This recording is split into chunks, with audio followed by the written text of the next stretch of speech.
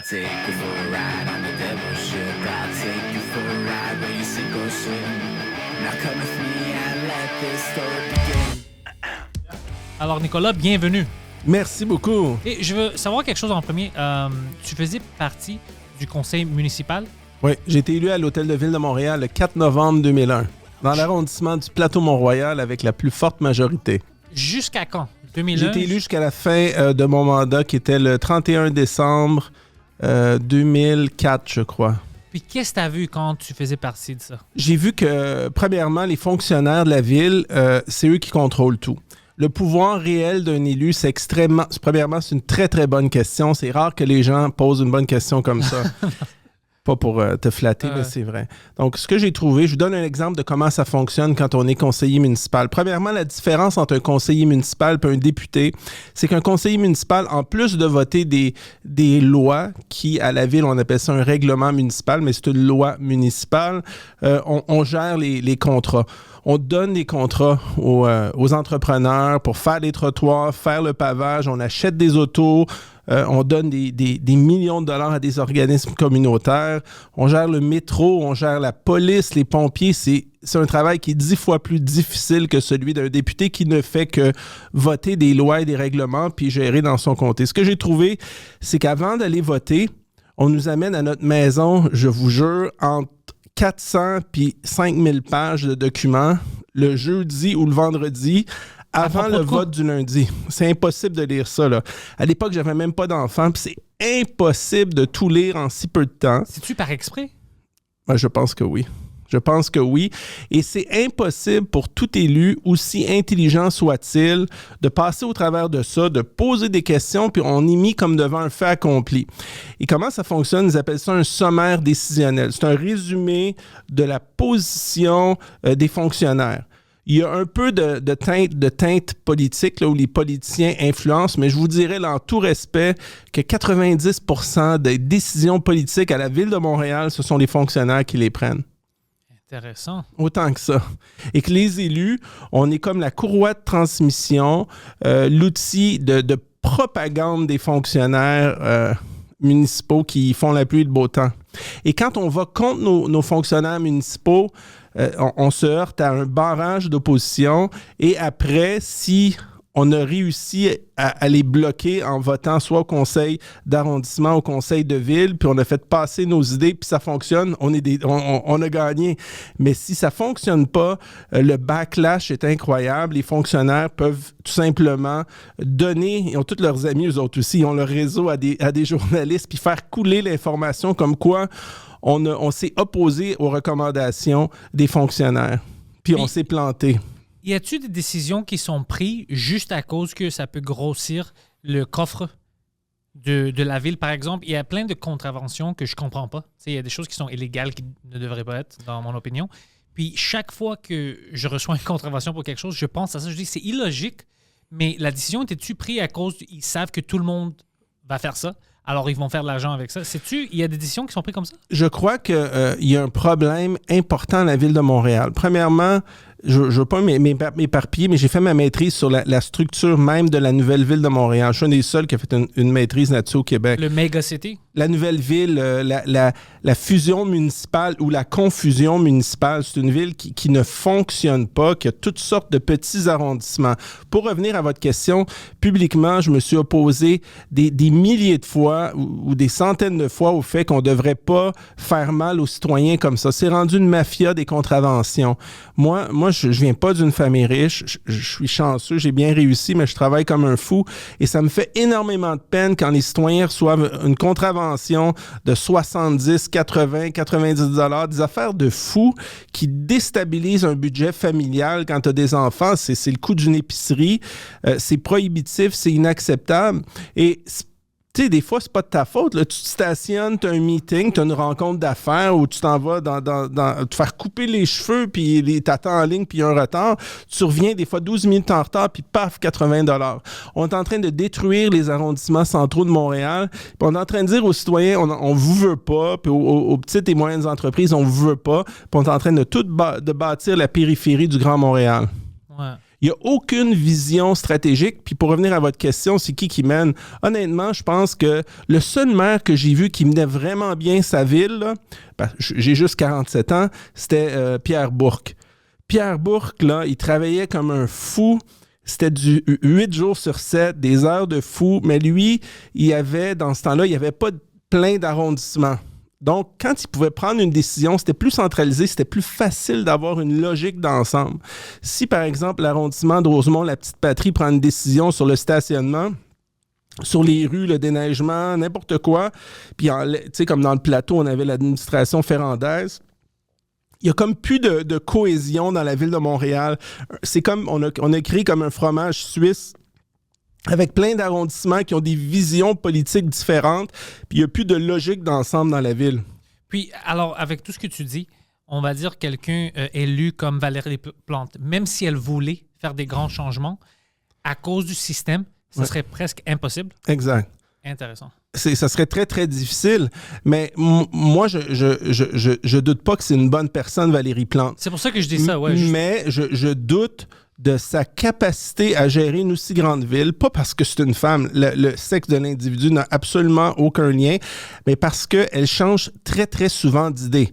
Beaucoup de gens l'appellent une girouette. Par exemple, vous êtes super charismatique de toute évidence. Merci. Moi, je suis Valérie Plante. Vous venez me faire une présentation sur un projet.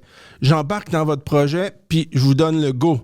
Mais 1 mois et demi, 2 mois après, quelqu'un d'autre d'aussi charismatique vient, puis présente une présentation, puis elle va changer d'idée. Ce que j'entends d'elle, c'est qu'elle change souvent d'idée, puis qu'il n'y a comme pas de logique, de cohésion d'ensemble. Puis qu'elle prend des décisions, des fois, sous le coup de l'émotion ou de l'emballement, mais qu'elle n'a pas analysé tous les paramètres par ricochet. Mais la ville en tant que telle, elle est ingérable. Elle est ingérable et il y a beaucoup trop d'arrondissements, il y a beaucoup trop d'élus et ils sont mal payés. Donc, si on paie mal les politiciens, on s'ouvre à la corruption. Je donne un exemple. Mais il y en a trop. Il y en a aussi. Beaucoup trop. Ben, il y en a beaucoup, beaucoup trop. Beaucoup trop d'élus, ils sont mal payés, mais ils ont beaucoup plus de travail qu'un député à Québec. Donc, ils devraient être payés, selon moi, facilement le double qu'un député au Parlement provincial parce que leur travail est immensément plus complexe que celui d'un député. Ils votent des lois, mais ils sont des administrateurs de fonds publics aussi. Un député va pas voter un contrat, gère pas la police, gère pas la Sûreté du Québec, gère pas Transport Québec, gère pas les hôpitaux, fait juste voter des lois au Parlement. Alors maintenant, pour cette ville-là, il y en a combien? Puis on aurait dû avoir combien d'élus? Je crois qu'on peut gérer la ville de Montréal. Je vais vous dire ce que je pense. Je pense qu'on pourrait gérer la ville de Montréal avec 50 à 75 élus. Combien il y en a en ce moment? Je m'en souviens. C'est plus que 100, je pense. Ah oui, il y en a plus parce qu'il y a des conseillers d'arrondissement de toutes sortes. Mais premièrement, on doit parler de une île, une ville. On avait eu une île, une ville. La ville de Montréal a été fusionnée le 1er janvier 2000. Le 1er janvier 2002. Et on a fait une île, une ville. Jean Charest a mis mandat pour aller rechercher le vote de la communauté anglophone, des arrondissements anglophones, le vote des défusionnistes, parce qu'il menaçait d'aller voter pour le Parti Égalité ou d'autres partis. Puis comme Jean Charest avait besoin de son vote du West Island, puis des villes de Westmount, Côte-Saint-Luc, Amstead, des villes défusionnées de Montréal-Ouest, vous me ramenez dans mes souvenirs parce que j'ai travaillé contre la diffusion. Il a permis des semi-diffusions. Donc, la ville de Dollard-des-Ormeaux, par exemple, à côté de chez moi, j'habite dans l'arrondissement Pierrefonds, ville de Montréal. Bon, elle a des pouvoirs importants locaux, mais elle n'a pas tous les pouvoirs régionaux, comme l'artère de Des-Sources, Saint-Jean. Les artères principales, c'est de juridiction de la ville. Le transport public, dans Dollard-des-Ormeaux, c'est la ville centrale. La police, c'est la ville de Montréal. Donc, on a une espèce de ville, un bâtard qui ne fonctionne pas. Des arrondissements semi-défusionnés avec des arrondissements qui ont trop de pouvoir. C'est comme ça qu'on a créé une vingtaine de villages sur l'île de Montréal qui ont chacun qui ont une vision différente. Donc, la démocratie, c'est beau. On veut toujours plus de démocratie. Ben, des fois, trop de démocratie tue la démocratie, tue l'efficacité. On sait qu'un gouvernement municipal, c'est pas une compagnie privée. On s'attend pas à des revenus, des profits, la rentabilité coûte que coûte. Mais on s'attend quand même à une certaine cohésion, une certaine logique. Le modèle même de la Ville de Montréal est totalement inefficace. Totalement inefficace. Faudrait réduire, enlever les arrondissements. avoir une ville C'est-tu ça centrale. qui va aider? Il faudrait fusionner toute la ville. Ben moi, j'étais pour que... Écoutez, je vous pose une Je question. suis pas contre ça, mais je veux juste savoir ça va marcher de quelle manière. Ça va marcher comme c'était avant, avec des services plus centralisés. Le concept d'arrondissement est intéressant parce que ça donne une vie de quartier. Sauf que peut-être que la distribution des pouvoirs est énorme en faveur des arrondissements. Écoutez, si les citoyens sont prêts à payer autant de taxes municipales, puis avoir des déficits après année, puis que ça coûte cher, on peut continuer comme ça. Mais si on veut réduire nos taxes municipales, rebâtir le centre-ville, se donner plus de marge de manœuvre pour bâtir Montréal, le problème, c'est que la vérité, là, c'est que Laval n'existerait pas si Montréal n'était pas là. Longueuil n'existerait pas si Montréal n'était pas là. Puis Saint-Eustache, Terrebonne, Boisbriand. Tu me dis qu'il y a une manière maintenant où on peut éliminer Je pense Longueuil. que C'est une rêve. Non. Alors, tant qu'on ne tue pas les cerfs. Un de mes meilleurs amis Mais ce que habite je pourrais là-bas. vous dire, c'est que je crois que la ville de Montréal, honnêtement, en toute logique, ça pourrait inclure Laval, la Rive-Sud, puis la Rive-Nord comme une grande ville. Puis une des problématiques aussi, c'est que dans toutes les grandes villes américaines, je ne sais pas si vous êtes promené, il y a toujours des voies de contournement. Oui. Et au Québec, on n'a jamais fini l'autoroute 440. Quand vous prenez l'autoroute 13 pour aller à Laval, la 440, elle stop, elle arrête à l'autoroute 13. Nicolas, Oui. même la 40 n'a pas de sens maintenant parce qu'on ne peut rien faire avec. Et pourquoi la 40 ne marche pas? J'y arrivais. La 40, c'est le bordel. C'est un stationnement, c'est dégueulasse. Mais le problème, c'est que le gouvernement du Québec, puis tous les partis d'opposition n'en parlent pas. C'est comme s'il y avait une absence de capacité intellectuelle au Québec de se poser des vraies questions. Je comprends même pas que juste vous qui en parlez, puis moi. La 440 devrait exposer le prolongement, de continuer après l'autoroute 13, de passer à Laval-Ouest, puis passer par l'île Bizarre, puis aller rejoindre vers Kirkland environ l'autoroute 40. Donc, les gros camions pourraient, à la hauteur de Kirkland, faire ça. Au moins se séparer.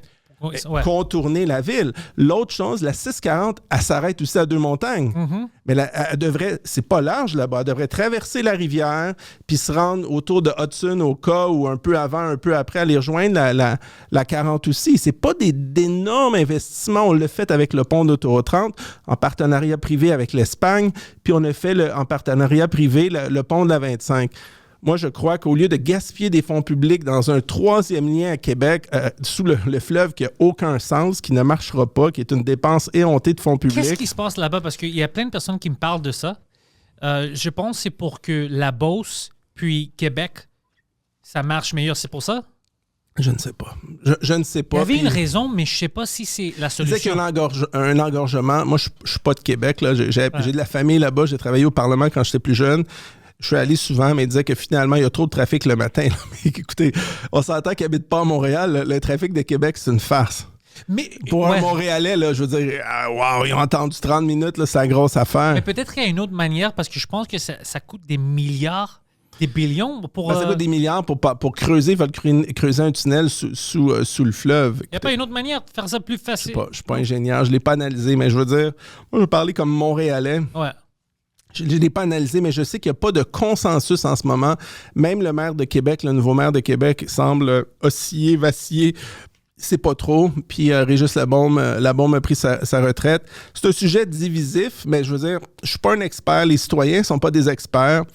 C'est sûr que tout le monde souhaite avoir moins de trafic. On attend que le gouvernement sache qu'est-ce qu'ils font. C'est un projet énorme. On parle de plusieurs milliards, mais il y a des dépassements de coûts qui n'arrêtent pas. Il y a un tramway à Québec aussi qui font la promotion, puis les coûts sont prohibitifs, ça n'arrête pas d'augmenter. C'est un des problèmes. Nos coûts sont extrêmement chers ici. Ah, tu me dis ça, puis ça augmente à chaque année. Ouais. Puis il y en a toujours deux. Et il n'y a pas de concurrence. Même parce que je sais que tu fais faire avec Royal LePage, je pense que tu es une Ouais. des partenaires là-bas. Même juste les prix des maisons puis des duplex ici, juste autour du studio, sont énormément. Tout a augmenté. Tout a augmenté. C'est difficile de vivre à Montréal maintenant. C'est très, très difficile de vivre à Montréal. Qu'est-ce que je peux ajouter à ça? C'est très difficile de Mais vivre y à a-t-il Montréal. quelque chose mais qu'on peut faire logiquement? Parce qu'il y en a plein de raisons. ben, il y a beaucoup de choses qui ont été bloquées. Premièrement, je vous donne un ordre d'idée. Ouais. J'ai plusieurs constructeurs que je connais parce que je suis devenu courtier immobilier. J'ai acheté 2 Royal LePage en 2007. Je les ai fusionnés pour devenir Royal LePage du quartier. Puis, C'est un bon move. C'est un bon move, mais c'est comme gérer une garderie. C'est pas tout le monde qui veut faire ça. J'ai vendu en 2016. Ceux qui m'ont acheté font un bien meilleur travail que moi parce que je suis trop mou.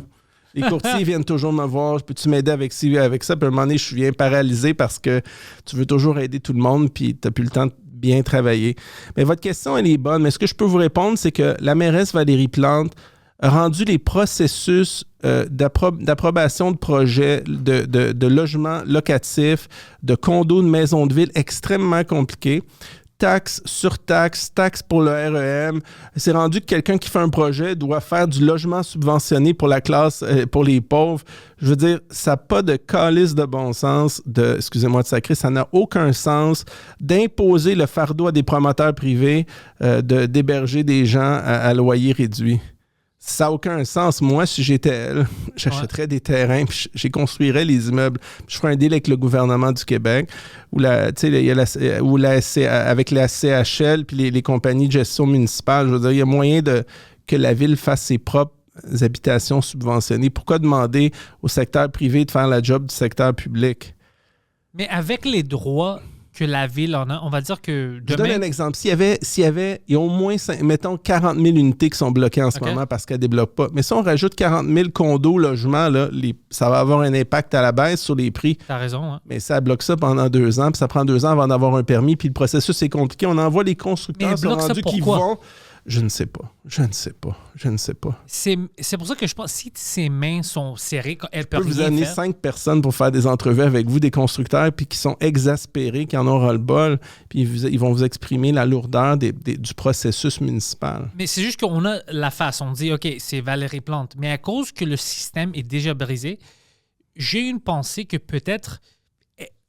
Comme je te dis, she's handcuffed. Elle peut rien faire. Comme elle veut faire des choses, mais à cause des lois qu'on en a. C'est pour ça que je voulais te demander. On va dire que demain, c'est toi qui décides. OK, c'est moi qui... Je veux devenir le nouveau maire de Montréal. Puis tu gagnes. Avec les lois puis les droits que tu en as comme maire, est-ce qu'il y a des choses que tu peux changer, comme on a dit, pour réduire le nombre des membres? Est-ce que tu as des droits de changer ça vient de Québec, non. Ça vient de Québec. C'est pour ça que je te dis. Il faut que ça soit voté dans une loi au Parlement provincial. Normalement, comment ça fonctionne, c'est que le conseil municipal vote pour un projet de réforme, puis il le soumet au ministère, au gouvernement du Québec, au ministère des Affaires municipales. Ça doit être voté au Parlement provincial. Normalement, c'est un projet qui ne devrait pas être partisan parce que les élus à l'Assemblée nationale, même si les villes reviennent de Québec, c'est quand même, je veux dire, la mairesse de Montréal, ou le maire de Montréal en général, a plus de votes que le premier ministre, là. C'est un vote direct. Donc, c'est le politicien, vraiment le numéro 2 au Québec, je pense que c'est le maire de Montréal. Mais on n'a pas assez de pouvoir si le maire ne peut pas prendre des décisions lui-même. Non, il ne peut pas changer l'ossature, la structure sans un vote au Parlement provincial. C'est pas ridicule un peu ça? Je pense que oui. C'est comme si le gouvernement du Québec, c'est le grand frère de la ville de Montréal. Puis le papa, puis qui tient par la main pour traverser la rue. Oui, c'est ridicule. Mais tu sais, la réalité, c'est que l'agglomération de Montréal, c'est 4,2 millions d'habitants. Peut-être même 4,5 maintenant avec tous les développements. La réalité, c'est que c'est ça, Montréal. C'est peut-être pas populaire parce que tous les maires vont être contre moi, puis les petits clochers, puis les petites villes. Mais la vraie réalité, c'est que c'est ça, la ville de Montréal. Ça va quasiment même de Mirabel jusque sur la rive sud, là. Pas mal avancé, jusqu'à Saint-Bruno, jusqu'à Brossard. Tout ça, c'est vraiment le cœur de Montréal. On appelle ça le Grand Montréal, comme vous le savez, mais dans les faits, Brossard n'existerait pas si Montréal n'était pas là. Saint-Bruno n'existerait pas vraiment si Montréal n'était pas là. Donc, le gouvernement du Québec a peur d'une méga-ville parce que ça lui enlèverait, mettons, 4,4 millions, ça lui enlèverait 50% de la population du Québec. Donc, si le maire de Montréal est surpuissant, trop puissant, ça ferait chier le gouvernement du Québec. Mais moi, j'aimerais ça parce qu'à 4,2 millions, on devient plus gros que Toronto. Mais on peut faire quoi pour arriver là? Bien, il faut que les partis politiques aient des couilles, aient une visibilité, une vision. Puis on dirait que Montréal, c'est la mal-aimée. C'est pas politiquement intéressant pour un parti politique provincial de promouvoir Montréal beaucoup parce que dans les régions, il y a toujours une espèce de jalousie maladive. Pas pour tout le monde, mais chez beaucoup. On sait bien les gens de Montréal. Il y a comme 2 Québec. Le Québec montréalais métropolitain puis le Québec régional. Mais je les comprends. T'as vu mon producteur ici, Poseidon? Imagine, c'est une des représentants. Alors, représentant de qui? Montréal. Ah, il est conseiller municipal? Ouais, c'est pour ça. Ok, Il ok. voit lui, puis... Non, mais j'ai fait ma maîtrise là-dessus. Je peux vous l'imprimer puis vous l'envoyer. C'est juste que c'est une ville qui est vraiment difficile à gérer administrativement. Puis je me souviens, on avait poussé vraiment fort pour la fusion municipale parce que c'est pas juste que la ville centrale ait des coûts astronomiques. Le transport en commun, la police, les pompiers, les artères majeures. Juste déneiger autour des 4 universités, là, ça coûte une fortune. Ah ouais. Pourquoi c'est juste les gens de Montréal qui payent la facture? Il y a comme une injustice fiscale. Mais qui paye la facture pour déneiger, on va dire, à Montréal. Oui, mais pas c'est logique, des infrastructures pour le Grand Montréal aussi. Ouais. Oh, tu dis... OK, Ouais, je disais comme les dépenses de la ville centrale sont énormes. Puis il y a beaucoup des dépenses qui bénéficient à toute l'agglomération de Montréal. Pas juste à la ville, pas juste à l'île, mais aux gens qui bénéficient, qui viennent travailler pour le tourisme. Tu sais, il y a comme... je vais vous dire une autre analogie. Ce que je trouve, c'est que les villes sont le gouvernement qui sont le moins financés. Et c'est pourtant le gouvernement qui donne le plus de services. C'est eux qui payent l'eau potable. Juste ça, ça coûte une fortune. Les égouts, le déneigement, les routes, les parcs. Je veux dire, le transport en commun, les métros, c'est la ville de Montréal, la police. Mais alors, l'argent va où? Les taxes municipales n'arrêtent pas d'augmenter, mais c'est pas assez pour couvrir tout. Puis nos infrastructures sont vieilles. On n'est pas une ville comme, je sais pas moi, Vancouver qui a 100 ans ou 100, je sais pas quel âge elle a, savez-vous, peut-être 130 ans, je sais pas, c'est pas vieux. Mais on a 400 ans maintenant, presque 400 ans, c'est énorme, 4 siècles. Puis on a un delta T de moins 35 à plus 35. C'est grosso modo 70 degrés. Il n'y a pas beaucoup de villes sur la planète qui ont 70 degrés de delta T de différence de température. C'est énorme sur les infrastructures. Juste ça a un impact sur tes conduites, tes égouts, tes aqueducs. Donc, les villes sont absolument sous-financées. Il faudrait que le gouvernement du Canada et du Québec envoie une portion de la TPS-TVQ, une portion des impôts pour refinancer les infrastructures des villes. Puis, mais maintenant, avec, on va dire juste TVQ, ici à Québec, l'argent qu'on donne au gouvernement provincial, est-ce que tu sais comment ça marche, comment ils distribuent ça? Ça va où? Est-ce que c'est-tu gaspillé dans des mauvais endroits?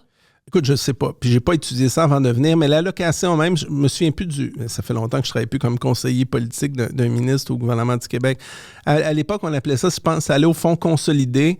Je ne sais pas qu'est-ce que ça veut dire. C'est comme un fonds global où tous les fonds vont, mais je veux dire, la manière de voir où l'argent va, je pense que c'est d'analyser le budget du gouvernement du Québec. Je ne pense pas que dans leur budget, ils disent l'argent de la TVQ va là. Tu sais, c'est comme tout va dans le coffre et ensuite, il y a l'allocation. Une des difficultés pour les villes, c'est que le gouvernement du Canada veut souvent financer, mais comme c'est une juridiction provinciale, ça crée des chicanes avec le Québec, des chicanes de drapeaux, des chicanes de clochers et on marche sur des œufs. Puis on sait qu'en ce moment, il n'y a pas d'amour, il n'y a pas un amour énorme. Ils ne sont pas en amour, là, Justin Trudeau puis François Legault, pour que même François Legault dise à la dernière élection de voter conservateur, c'est parce que clairement, ils ne s'aiment pas.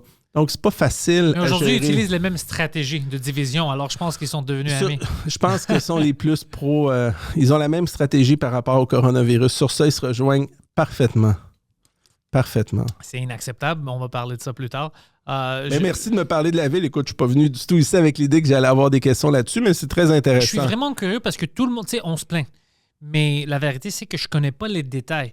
Puis honnêtement, j'avais des suspicions que Valérie Plante, même si elle veut faire du bien, qu'elle n'a pas assez de pouvoir à cause que je sais la manière qu'on fait les choses ici.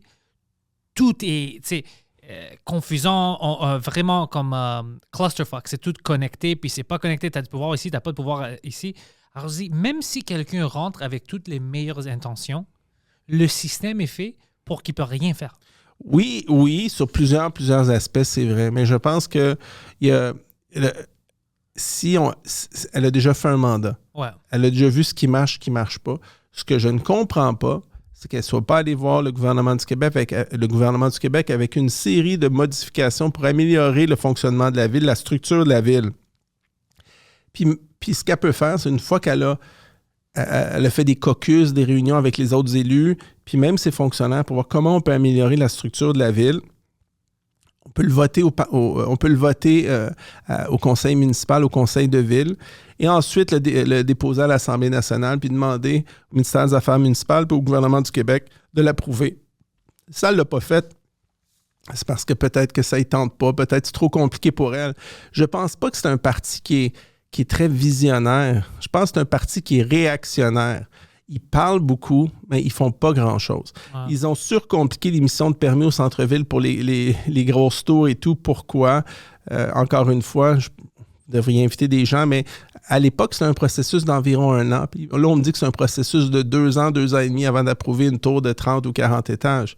Elle a doublé ça depuis qu'elle est là. Donc, en termes d'efficacité, on voit clairement qu'elle ne l'a pas. Mais c'est pas une femme d'affaires. Je veux dire, quand je me promène au centre-ville, puis je sais pas si vous promenez, moi je me suis promené souvent l'été passé. Oui, mais pourquoi? Je veux dire, c'est pas normal de tourner. Il y a des cônes. Les cônes ont été là toute la semaine. Il n'y a pas un camion, il n'y a pas eu de construction de la semaine, mais il y a des cônes partout. Je veux dire, c'est comme si on se foutait des commerçants. Puis, c'est pas vrai que faire des rues piétonnières partout, c'est bon. Non. Je m'excuse, moi, j'ai 5 enfants. Là. Je vais aller faire l'épicerie ou je vais aller acheter des vêtements ou acheter des choses sur Sainte-Catherine. Je ne vais pas y aller en bicyclette. Je vais transporter mes sacs en bicyclette puis mettre mes enfants où? Je veux dire, la ville de Montréal, ça a été bâti sur un équilibre entre les commerçants puis les citoyens locaux. Quand j'étais élu dans le plateau Mont-Royal, la population de l'arrondissement, sur papier, c'était peut-être 120 000 citoyens, mais c'était beaucoup plus que ça parce que beaucoup d'étudiants qui apparaissent pas, qui mettent pas leur adresse dans le plateau. Mais la fin de semaine, à l'époque, quand les gens venaient puis le parcomètre coûtait 2 $ pour 2 heures ou pas 8 ou 9 $ ou 10 $ maintenant pour 2 heures. The good old days, ouais. Oui, mais les commerces fonctionnaient. Ah. Mais c'est tellement rendu cher venir à Montréal. On écœure tellement les citoyens, les gens qui veulent venir dépenser, vivre, que ça leur prend... tu sais, c'est pas normal, 10 $ pour stationner pour 2 heures, puis tourner. On écœure les citoyens. Donc, je pense qu'elle n'a aucune vision. Elle n'a aucune vision. C'est un gros monstre pour elle. Je pense pas qu'elle est de mauvaise foi. Je pense pas que c'est une méchante fille. Je pense pas, non. J'y en veux pas, mais peut-être que c'est pas la bonne position. Peut-être qu'elle devrait être ministre de la Culture ou d'autres choses, aller au provincial, au fédéral. Mais peut-être que... moi, je la vois pas comme une grande administratrice, une grande gestionnaire. Moi non plus, je suis pas donne un ça. état financier, je suis sûr qu'elle comprend. Elle comprend, là, mais je suis pas sûr qu'elle comprendrait. Je veux pas la diminuer. J'aime pas ça non, faire parce que ça, c'est mais... quand même difficile comme job. C'est très difficile, ouais. mais la structure ne fonctionne pas bien. Ouais. Elle fonctionne, mais elle coûte 2, 3, 4 fois ce qu'elle devrait coûter. Il y a beaucoup d'illogisme dans la société. Écoutez, toutes les villes canadiennes qui ont eu une fusion municipale forcée, parce que c'est une décision du gouvernement du Québec ou du gouvernement provincial, ça chialait, ça se plaignait, les gens étaient malheureux, mécontents, mais une fois que ça a été fait, plus personne n'en a parlé. Partout au Canada anglais, quand il y a eu des fusions municipales, là, ça gueulait. Mais quand ça a été fait après, les Anglais ont avalé la pilule, puis c'était correct après. Mais c'est juste au Québec qu'on avance, qu'on recule. On avance, on recule. On avance, on recule. Pourquoi on est comme ça? Ça, c'est une autre question. Ouais, ça, je sais pas pourquoi on est comme ça. J'aime qu'on ait des rebelles. J'aime qu'on est comme ça. Mais à propos de nos droits ici, maintenant, tu me fais questionner quelque chose. Si on va dire... le gouvernement provincial décide sur quelque chose. Nous, notre droit comme Montréalais, tu sais, on est citoyen ici, on paye nos impôts ici, nos droits terminaux, par exemple, les mandats. Est-ce que la ville avait le droit de prendre une vote, puis notre maire peut dire au premier ministre, non, on n'accepte pas ça. On a-tu le droit de faire ça ou si le premier ministre décide quelque chose, même si les citoyens d'une certaine ville, secteur votent contre ça, on s'en fout. On doit le faire. Les deux pouvoirs ne peuvent pas s'opposer. Chaque pouvoir est différent. C'est comme... il y a quelques pouvoirs peut-être qui se superposent. Par exemple, la police. Ouais. Il y a la police provinciale et la police montréalaise. Ça, c'est deux pouvoirs identiques qui se superposent.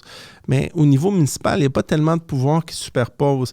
Comment, qu'est-ce que vous voulez dire quand vous dites s'opposer à un mandat, par exemple? Donnez-moi un exemple. Maintenant, moi, si je cours trop... Mais on ne va pas utiliser l'auto, mais on va dire si je stationne quelque part, et si je sais qu'il y a des lois, par exemple des mandats, si je suis là pour trop longtemps, ils vont me donner une contravention. Ça, c'est quelque chose qu'on n'a pas décidé comme peuple, mais on sait comment ça marche. On a des signages, puis on dit tout ça. Quand Legault avait mis le couvre-feu, Ouais. ils peuvent te donner une contravention, mais ça, c'est quelque chose que nous, on n'a pas décidé comme citoyens. Non, ça a Puis été on imposé. rajoute, ça, c'est imposé. Ouais, on mais avait la ville ne peut pas s'opposer. Non, Ce ok, que le c'est ça. chef de police aurait pu faire, comme à Toronto, le chef de police de la ville de Toronto, je pense, avait dit à Doug Ford, c'était-tu le chef de police de Toronto, de l'OPP, l'Ontario Provincial Police, qui avait dit, écoute, moi, je ne ferais pas appliquer tel aspect de la loi là, parce que c'est contraire à la Charte des droits et des libertés. C'est une C'est loi, pas une quand loi, c'est- ouais. mais ça, c'est une bonne question. Vous êtes, dans le fond, ce que vous demandez, c'est les décrets de François Legault qui appliquent comme ça arbitrairement, Ouais. sans vote du Parlement, sans l'appui de 60, soit 70, le 2 tiers, 80, 90% du Parlement. Écoutez, il y a des gens qui ont essayé de questionner ça, puis un juge là, a rejeté ça, débouté la demande. Écoutez, il faut que vous compreniez deux choses. Ouais. Les juges, premièrement, c'est des nominations politiques. Hein, quand un gouvernement est élu, nomme ses amis, les gens qui ont financé, souvent des avocats qui ont financé la caisse, avec qui ont des intérêts. Malheureusement. Ben, ça a l'air que c'est comme ça. Tandis que moi, si on nomme un juge, j'aimerais ça qu'il y ait un vote au Parlement sur les juges, que les députés puissent rencontrer les juges. Et, ben, écoutez, c'est pas moi qui choisis. Wow. Donc, les juges, en partant, c'est des gens qui ont été nommés politiquement par des gouvernements. Ils sont pas indépendants. Puis il y a souvent des IOU. Je sais qu'on ne veut pas dire ça. Puis Non, les mais juges, c'est bon que tu dis ça parce que je pense que plein de gens je qui veux pas vont le dire écouter parce cette que podcast-là, je sais, puis je veux savoir. pas foutre en l'air le système, là, mais c'est sûr que quelque part, peut-être, probablement, je fais attention à ce que je dis, mais normalement, il devrait y avoir des IOU. Tu sais, si un ministre, un gouvernement t'a nommé, puis il te demande quelque chose dans 4 ans, dans un café, peux-tu m'aider là-dessus? Ben, le juge, il devrait même... vous savez, où il y a de l'homme, il y a de l'hommerie. Ouais. C'est des nominations politiques. Donc, la réalité, c'est que moi, j'ai étudié 6 ans à l'université en sciences politiques. Je ne suis pas Einstein, mais je n'ai jamais vu ça de ma vie, un gouvernement qui pouvait gouverner comme ça par décret. Est-ce que c'est normal? Non. Est-ce que c'est logique? Non. Est-ce qu'il y a vraiment une pandémie? C'est ça la question. Parce que si on va devant un tribunal, ils vont débattre que c'est comme une urgence sanitaire. Mais vous savez que le terme pandémie, l'Organisation mondiale de la santé de l'ONU a changé le terme, a changé la définition. C'est pas vraiment une pandémie. Dans la définition originale du mot pandémie, il y avait une équation avec le nombre de décès. Il faut qu'il y ait beaucoup de décès pour que ce soit une pandémie, right? Il faut que tu vois des gens mourir, puis... Ouais, pas moins d'1% des gens infectés. Ouais. Bref, exactement. Donc là, on a 0,5% des gens qui meurent, qui avaient probablement d'autres maladies. Confirmé 3 et plus. Oui, de comorbidité. Ouais. Donc, est-ce qu'on est vraiment dans une pandémie? Je ne penserais absolument pas. C'est pas une maladie qui est très dangereuse, de coronavirus, en tout respect. Ça affecte non, parce qu'on ne sait pas s'il va y avoir une autre strain. Non, mais tu sais, à un moment donné, le problème, c'est qu'il faut continuer à vivre aussi. Puis je veux dire, t'as raison. Il y a, sur la liste d'importance des virus, le coronavirus, c'est le numéro 17 des plus dangereux. Il y en a 16 autres beaucoup plus dangereux. On n'a jamais fermé l'économie pour ça. On n'a jamais fermé arbitrairement des restaurants. On n'a jamais... En fait, à Québec, je pense que c'est un des seuls endroits au monde où on a fermé des restaurants arbitrairement à cause d'une pandémie qui... Tu sais, je trouve qu'il y a beaucoup d'illogisme là-dedans, mais je ne sais pas si on rentre dans le sujet de la pandémie ou pas. Je vous laisse aller, tu sais, puis c'est vous l'intervieweur, moi je vais répondre à vos questions. C'est vraiment que le monde, parce qu'il me demande les mêmes questions, puis je sais pas quoi répondre, parce que avec les lois qui sont... C'est même pas c'est ça qui me dérange, c'est pas des lois. Puis alors, nous, nos droits... C'est pas des lois, parce qu'ils n'ont pas été votés au Parlement. Ça n'a pas été voté au Parlement, c'est un décret. Donc, je ne sais pas où ils ont sorti ça. J'ai demandé à plein de gens d'en parler, puis qu'il renouvelle automatiquement lui-même une gouvernance par décret qui se veut, par définition, moins démocratique que plus démocratique. Et c'est autoritaire, donc on oblige des gens, ils se lèvent un matin et disent, regarde, on ferme les restaurants, on ferme les gyms, on ferme les cinémas, on ferme les théâtres. Et tous ces gens-là, ils vont faire quoi? Mais moi, comme courtier, j'ai pas eu le droit de travailler pendant 2 mois. C'est pas normal. J'ai jamais vu ça de ma vie. Ça fait peur quand tu as un premier ministre d'une province. Puis les autres. Moi, on voit pas des gens mourir à chaque semaine dans les rues. Là. Ça, c'est une pandémie. Là, avec un taux de décès aussi faible, on prend des mesures aussi drastiques. ça fait vraiment peur. Moi, j'ai peur de M. Legault. J'ai voté 2 fois pour la coalition Avenir Québec dans le passé parce que j'étais un peu tanné de la corruption libérale. Tu sais, quand un gouvernement est trop longtemps au pouvoir, peu importe le parti, si ça avait été un autre parti, le Parti québécois, un autre, c'est pas bon. C'est comme toujours les petits amis et tout. Puis pour préserver la démocratie, peu importe votre appartenance politique, c'est bon qu'il y ait du changement des fois. Oui, tu as totalement raison, je suis avec toi. Donc, tu sais, je sais pas que je compte un parti plus qu'un autre. J'essaie d'être neutre parce que moi, ce qui me tient à cœur, c'est notre qualité de vie puis qu'on n'attaque pas nos droits et libertés civiles. Tu sais, je peux vivre avec n'importe quoi si on a un gouvernement honnête, moins corrompu, puis qui respecte notre liberté, qui nous donne notre liberté. Mais, par exemple, on parlait des juges. Nous, comme peuple, maintenant, on voit d'autres pays, l'Angleterre, qui enlève les restrictions, l'Irlande, le Danemark. Ouais. Puis il y en a qui n'en ont jamais eu. Mais on va dire les pays où on regarde habituellement, puis on essaie de faire comme eux. Le Danemark, c'est un bon exemple parce que c'est quand même un pays avancé du premier monde. Ils ont pris ça vraiment sérieusement. Maintenant, avec les nouveaux guidelines du WHO, qui disent, par exemple, les enfants, on ne devrait pas les vacciner. Ça fait 1 semaine qu'ils disent ça. 4 à 11 ans, non, c'est plus dangereux que les protéger. Ça eux, ils ont dit, c'est pas moi qui sort ça, c'est la madame du WHO qui a sorti ça. C'est bon, ça fait juste 1 an que je le dis, mais je suis d'accord avec vous. Je suis d'accord avec l'OMS. Le WHO en français, c'est OMS. C'est OMS. On va dire l'OMS maintenant. Toi, tu disais ça avant un an, ils vont te dire j'étais fou avant, Nicolas, j'étais un complotiste. Ben oui. Pantelis, t'es fou. Maintenant qu'on disait, on doit suivre l'OMS, maintenant qu'ils disent ça, pourquoi est-ce qu'on ne les suit pas? C'est ça que je comprends pas. Pourquoi est-ce qu'on dit, on va faire tout ce qu'eux, ils nous disent à faire? On a fait ça. Maintenant, quand eux, ils changent. C'est quoi pourquoi on fait ça? Je sais pas. C'est une très, très bonne question. Je la demande tout le temps. Et moi, nous, comme citoyens, on peut rien faire parce que même si moi, comme citoyen, je suis ici. Moi, écoutez, j'étais chez moi dans le confort de ma maison. Puis là, je me suis dit, à un moment donné, ça n'a aucun sens. Il n'y a comme pas de logique à fermer, à brimer nos droits, à fermer la société comme ça. Puis les gens restent à la maison puis ils disent rien. Ils font absolument rien, ils disent rien, puis ils subissent. Donc, moi, je me dis, il faut que je sorte de... J'étais plus dans la politique, il faut que je revienne pour m'exprimer. J'ai une certaine crédibilité, donc je vais essayer de l'utiliser. J'essaie de stimuler les gens, mais il faut que tout le monde parle. Comme vous parlez aujourd'hui à votre manière, vous m'invitez, vous faites des commentaires. Beaucoup de gens aujourd'hui, on a les camions qui s'en vont à Ottawa. Je sais que ça va être diffusé jeudi, mais en date d'aujourd'hui, les camions s'en vont à Ottawa, donc c'est fantastique. Les gens se réveillent, mais il faut que tout le monde parle, il ne faut pas avoir peur de parler. Moi, ce que je trouve difficile là-dedans, c'est qu'on n'a plus de journalisme pour donner une vision neutre et objective. Quand j'étais plus jeune, je sais que j'ai plein de cheveux gris, donc je commence à être vieux, mais à mon époque, il me semble que le journalisme était plus sain, était plus honnête intellectuellement.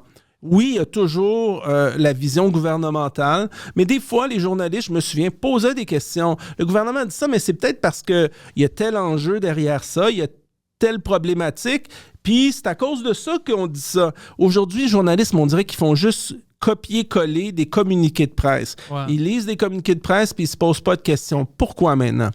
Il n'y a plus d'indépendance journalistique. Premièrement, les journalistes qui parlent comme moi, qui sont un peu plus critiques, moi, je ne veux pas foutre le bordel au Canada ni au Québec, je veux juste protéger les citoyens puis préserver nos droits et libertés. Quand on nous enlève des droits et libertés, des fois, on ne les redonne pas. Parce que là, on nous impose toutes sortes d'affaires puis on ne sait pas quand est-ce que ça va revenir. Ah. Pour revenir aux médias, le problème qu'on a, c'est que presque tous les médias, c'est des compagnies privées. Une compagnie privée, c'est quoi le but? C'est de faire de l'argent. Oui.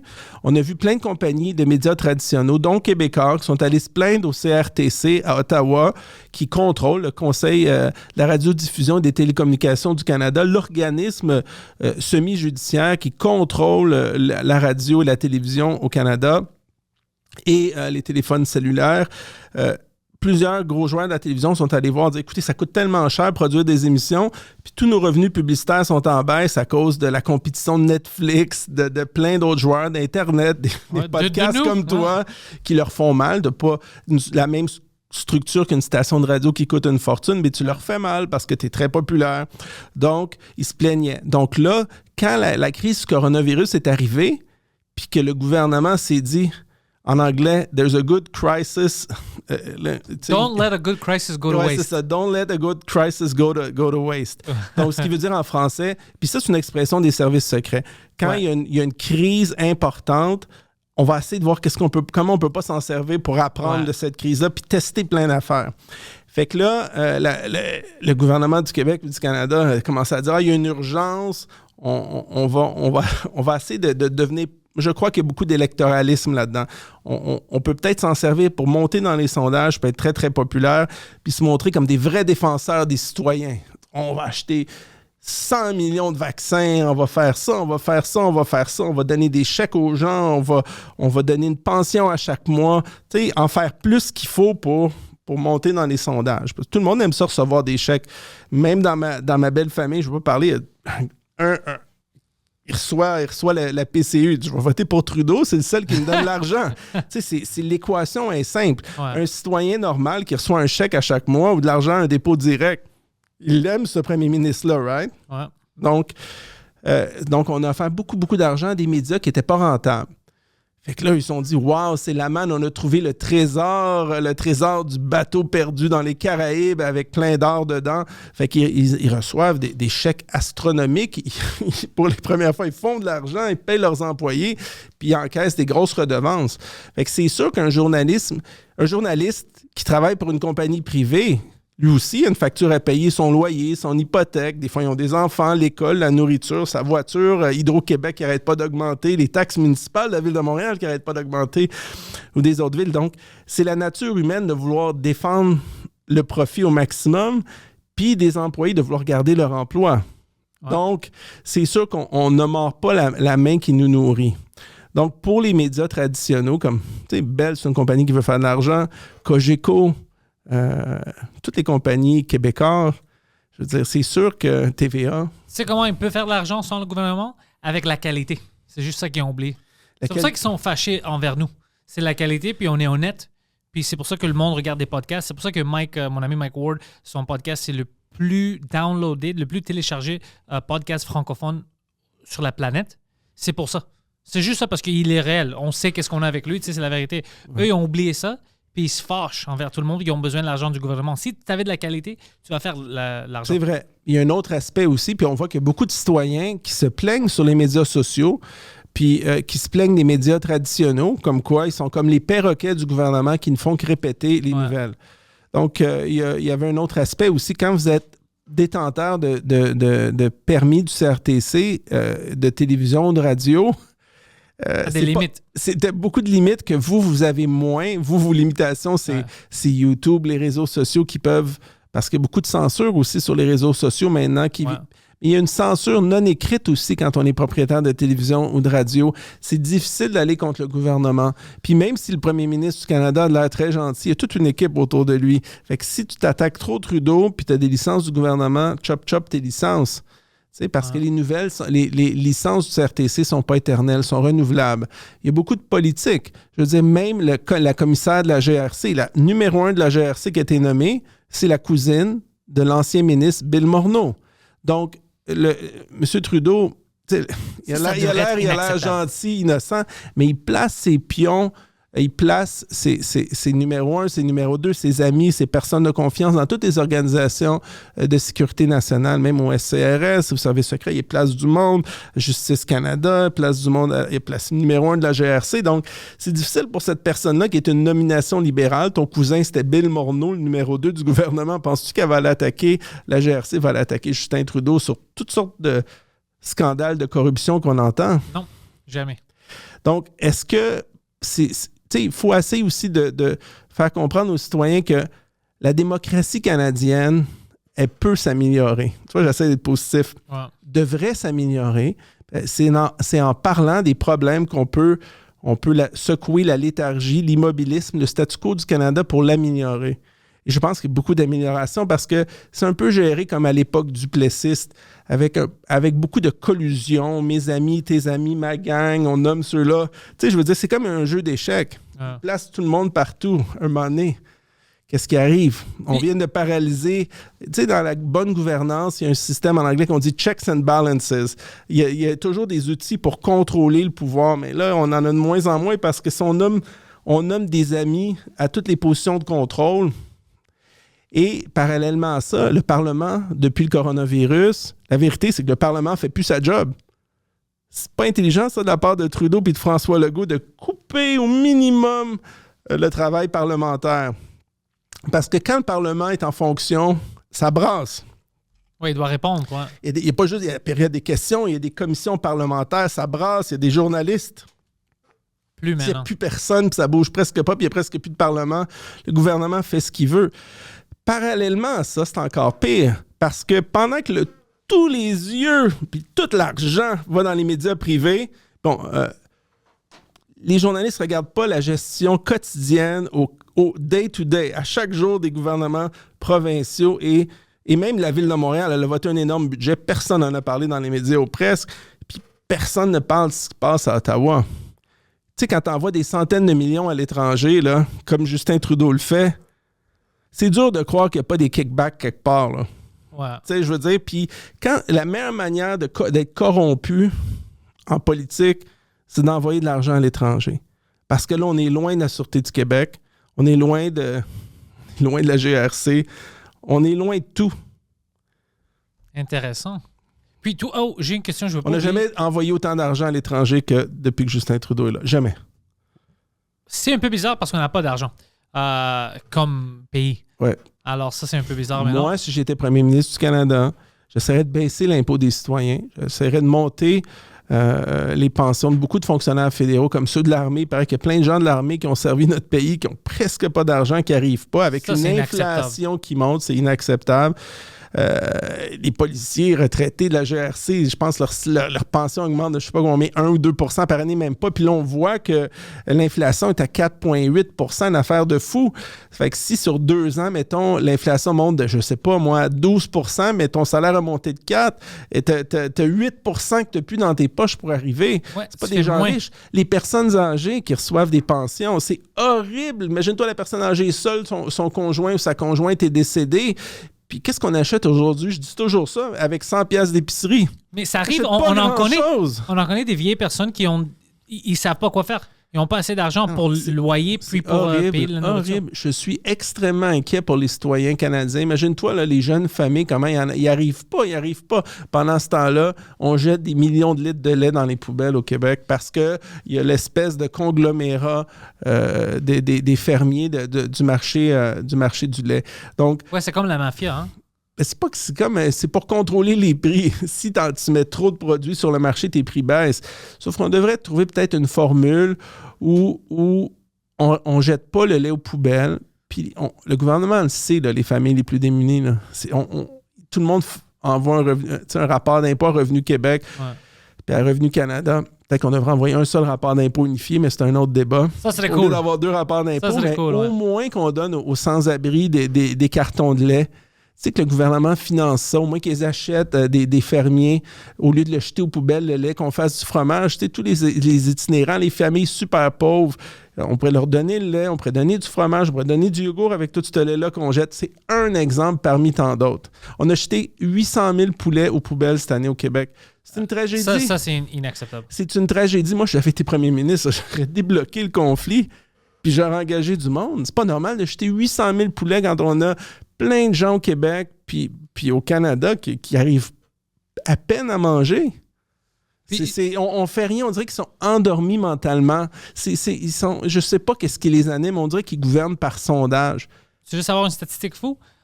C'est lui qui m'avait dit ça. Poseidon, c'est combien d'enfants? Je pense que c'était 30% des enfants qui vont à l'école sont de la nourriture? 38, 39... % des enfants au Québec qui vont à l'école. C'est énorme, c'est inacceptable. C'est triste, j'ai le goût de pleurer, ça n'a aucun sens. J'ai 5 enfants, un 6e qui s'en vient. Tout cela là, toi, tu étais premier ministre, Poséidon, toi puis moi, on est capable de mettre une couple de millions pour pas jeter ça, puis empaqueter du lait, puis le donner aux pauvres, aux gens dans le besoin, aux enfants à l'école, aux itinérants. Tu donnes un demi-litre de lait à un itinérant au coin de la rue, au moins il y a des protéines dedans, il y a du calcium, non, mais c'est meilleur que de jeter aux poubelles. De le jeter, c'est ça. Les 800 000 poulets, on n'aurait pas pu faire de quoi avec ça? Tout le monde pouvait manger, il y a plein de monde qui peut manger. Je comprends pas. Je trouve que c'est un gouvernement qui manque de compassion. Ils jouent c'est comme une game, on dirait qu'ils jouent. Ils jouent le game de protéger les citoyens, le cœur, la main sur le cœur. Mais sur plein d'autres aspects, là. Moi, je vois juste de la division. Aucune compassion. J'ai pas vu de la compassion. Moi, j'ai vu de la division parce qu'avec les mots que les deux ont utilisés, ça, c'est sûr. c'était la division, puis c'était pas scientifique. ça allait contre le science puis tout ce qu'on sait à propos des vaccins. Puis, si tu n'es pas vacciné, comme si tu es vacciné, tu peux quand même avoir le COVID, donner le COVID. Alors, les statistiques qu'ils donnaient, comme si c'est juste les gens qui ne sont pas vaccinés qui peuvent attraper le COVID puis le donner, c'est inacceptable. Si tu mens au monde, il y a plein de monde qui entend ça, puis ils pensent que c'est la vérité. Alors, ils regardent le voisin, puis ils pensent « Hey, la pandémie existe à cause de toi. » Non. La politique de division, ça doit arrêter. Moi, j'ai été premier ministre du Québec ou du Canada, on doit arrêter ça, là, vacciné, non vacciné. Écoute, il y a plein d'études, je les ai mis sur mon Facebook, des études parlementaires ou des médecins qui viennent au Parlement américain puis dans les commissions parlementaires européennes. Puis une étude israélienne, je vous donne une étude qui prouve sur 2500 citoyens israéliens qui ont été atteints du coronavirus, ceux qui ont eu 3 et 4 doses ont 700% plus de chances d'attraper le coronavirus. J'ai vu ça ce matin. C'est incroyable. Ça a même été déposé au Parlement américain par des sénateurs. Donc, on prouve que plus qu'on est vacciné, plus qu'on va attraper le coronavirus. À cause que c'est pas vraiment c'est pas vraiment un vaccin. Non, il affaiblit le système immunitaire. La capacité du corps humain, je ne suis pas médecin, mais je suis conseiller du président d'une compagnie pharmaceutique. Je suis chanceux, je suis avec des médecins, mais avec des scientifiques. Puis, il y a une grande différence que les gens doivent comprendre entre un médecin et un scientifique. Ouais. Un médecin, dans l'éducation nord-américaine, tu as un problème, on donne tel médicament, on fait telle opération, tel traitement. Ça, c'est un médecin. Mais est-ce que ça n'a pas un laboratoire chez lui, puis c'est pas comme un scientifique qui jugule, qui négocie, qui doit essaie se fier sur l'information qu'il reçoit. Qui lui est donnée. Ouais. Ils ont un livre de médicaments, puis regarde, pour telle maladie, c'est tel médicament. Mais ce que j'ai trouvé intéressant, c'est qu'il y a plein de médecins qui sont créatifs aussi. Ils ont l'esprit scientifique. Puis, ils ont guéri aux États-Unis, là, c'est en commission parlementaire, donc c'est pas un critère de se faire bannir de YouTube. Je nommerai pas de nom, mais c'est public. Puis, ils ont dit qu'ils ont utilisé environ 14 médicaments différents aux États-Unis, outre les vaccins, et ça fonctionne très, très, très, très bien. Quand en 24 à 48 heures, en moyenne, ils ont guéri les gens. Oui, puis ça, si on parle de ça, c'est comme si tu es le diable. C'est ça que je trouve fou. Donc, il y a un agenda caché. Parce que tout gouvernement qui se respecte on devrait jamais mettre tous les œufs dans le même panier. Moi, quand j'ai entendu que le gouvernement d'Israël, parce que je parle hébreu, mais je ne suis pas juif, mais je suis allé à des formations des services secrets israéliens juste pour comprendre la société, je leur ai dit, vous ne devriez jamais mettre tous vos œufs dans le même panier parce que vous ne savez pas à long terme quels sont les effets secondaires de ces vaccins, puis vous êtes en train de surdoser les gens en peu de temps. Résultat, Israël, pour le nommer, parce que j'ai des statistiques en date de la semaine passée, ils ont 9800% de hausse de coronavirus par rapport à la première phase. Mais ils sont triplement et quadruplement vaccinés. Donc, ils ont 100 fois plus, pas 2 fois plus, 100 fois plus de cas de coronavirus que depuis le début de la crise à cause de la 3e puis la 4e vaccination. C'est incroyable. Ils ont les taux de coronavirus les plus hauts au monde et c'est l'État le plus vacciné. Avec ces informations-là, je suis sûr que... C'est pas juste moi, là. C'est présenté au Parlement européen puis américain. C'est neutre, là. C'est sûr que notre premier ministre, on va dire juste au Québec, c'est sûr qu'il connaît ces statistiques-là. Maintenant, il a entendu parler de ça. Comment, légalement, ils peuvent justifier la 3e dose au monde, sinon on ne peut pas travailler? C'est ça que je comprends pas. C'est pour ça que je dis les droits... Comme, on a des statistiques... Je ne veux pas le dire parce que ça va trop faire peur, mais... J'ai 2-3 théories là-dessus. Mais le chiffre exact, c'est 9839% de hausse en Israël. 9839% de hausse de coronavirus. On justifie ça maintenant, notre comportement ici comment? C'est impossible. C'est le vaccin qui cause ça. C'est ça qui... Écoute, ça a été déposé dans plein de parlements, c'est clair. Donc, plus que vous êtes vacciné, plus que vous allez attraper le coronavirus. Ça va peut-être atténuer les effets secondaires, mais la problématique, c'est que le virus a tellement muté depuis le début. Un virus, ça ne reste pas là à attendre les bras croisés. Là. Ouais. Ça mute, ça avance. On ne peut jamais l'attraper. On est toujours en arrière de ça. Puis il y a beaucoup de pays même qui ont mis de côté la vaccination, puis on dit, on est chanceux, on a une version du coronavirus Omicron qui est extrêmement peu létale, extrêmement peu dangereuse. Et l'immunité naturelle, c'est la meilleure chose, que tout le monde l'attrape.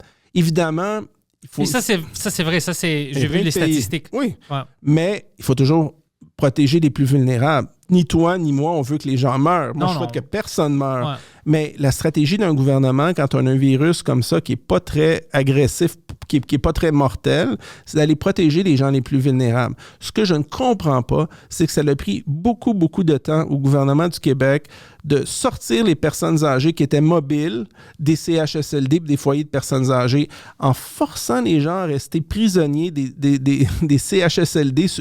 Il y en a qui ne peuvent pas bouger, mais il y en a qui sont encore capables de bouger, qui ont de la famille. Puis des foyers de personnes âgées, c'est comme si on les forçait finalement à un moment donné à l'attraper. Vous comprenez? Mais c'est horrible, je ne comprends pas la logique et on a eu des milliers de décès et c'est presque c'est inacceptable. Ouais, c'est inacceptable. Puis j'ai quelque chose à propos de ça, de vous demander. Ça fait 2 ans maintenant qu'on vit ça. Ouais. On savait depuis une vingtaine d'années, on va dire 10, mais une vingtaine d'années, les médecins, les infirmières se plaignent. Et écoute, on n'a pas assez d'argent, pas assez de lits, on a besoin qu'on investisse dans les hôpitaux ici à Montréal. Partout au Québec, mais à Montréal parce qu'on a plein de gens. On les ignore. Le gouvernement les ignore. Ça fait 2 ans qu'on vit ça. C'est une bombe à retardement. Écoute, maintenant qu'on vit, est-ce que le monde... C'est pour ça que je dis, on n'a pas des droits de dire, hey, l'argent va où? C'est impossible que les infirmières te disent, pendant 2 ans, on a besoin de l'aide. Au moins, tu mets pas de l'argent, mais maintenant, tu imposes plein de choses qui sont pas scientifiques. Tu détruis toute l'économie pour faire semblable que, oh, écoute, moi, c'est juste les médecins puis les infirmières que je pense. Si je veux les aider, que ça ne les aide pas. Parce que tu mets pas de l'argent. On n'a pas un recours, on ne peut pas faire quelque chose. C'est ça qui m'énerve quand le juge il sort ça, il dit non, tu ne peux pas poursuivre le gouvernement. Clairement, il y a quelque chose, je ne veux pas dire néfaste, mais au moins incompétent. Le système. C'est de l'incompétence. Le moindre, c'est de l'incompétence. C'est sûr. Puis c'est de l'aveuglement volontaire. J'ai la chance de côtoyer le président de la compagnie pharmaceutique pour qui je travaille à temps partiel. Il était professeur à McGill en chirurgie. Puis il me dit que ça fait des dizaines d'années que le gouvernement bloque le nombre d'étudiants en médecine au minimum. Au minimum. Pourquoi? Je ne sais pas, parce que ça coûte cher un médecin. Mais le problème, c'est que... Tu sais quoi d'autre coûte cher? Des gens malades. Ça coûte plus cher, right? Puis là, on est dans la merde.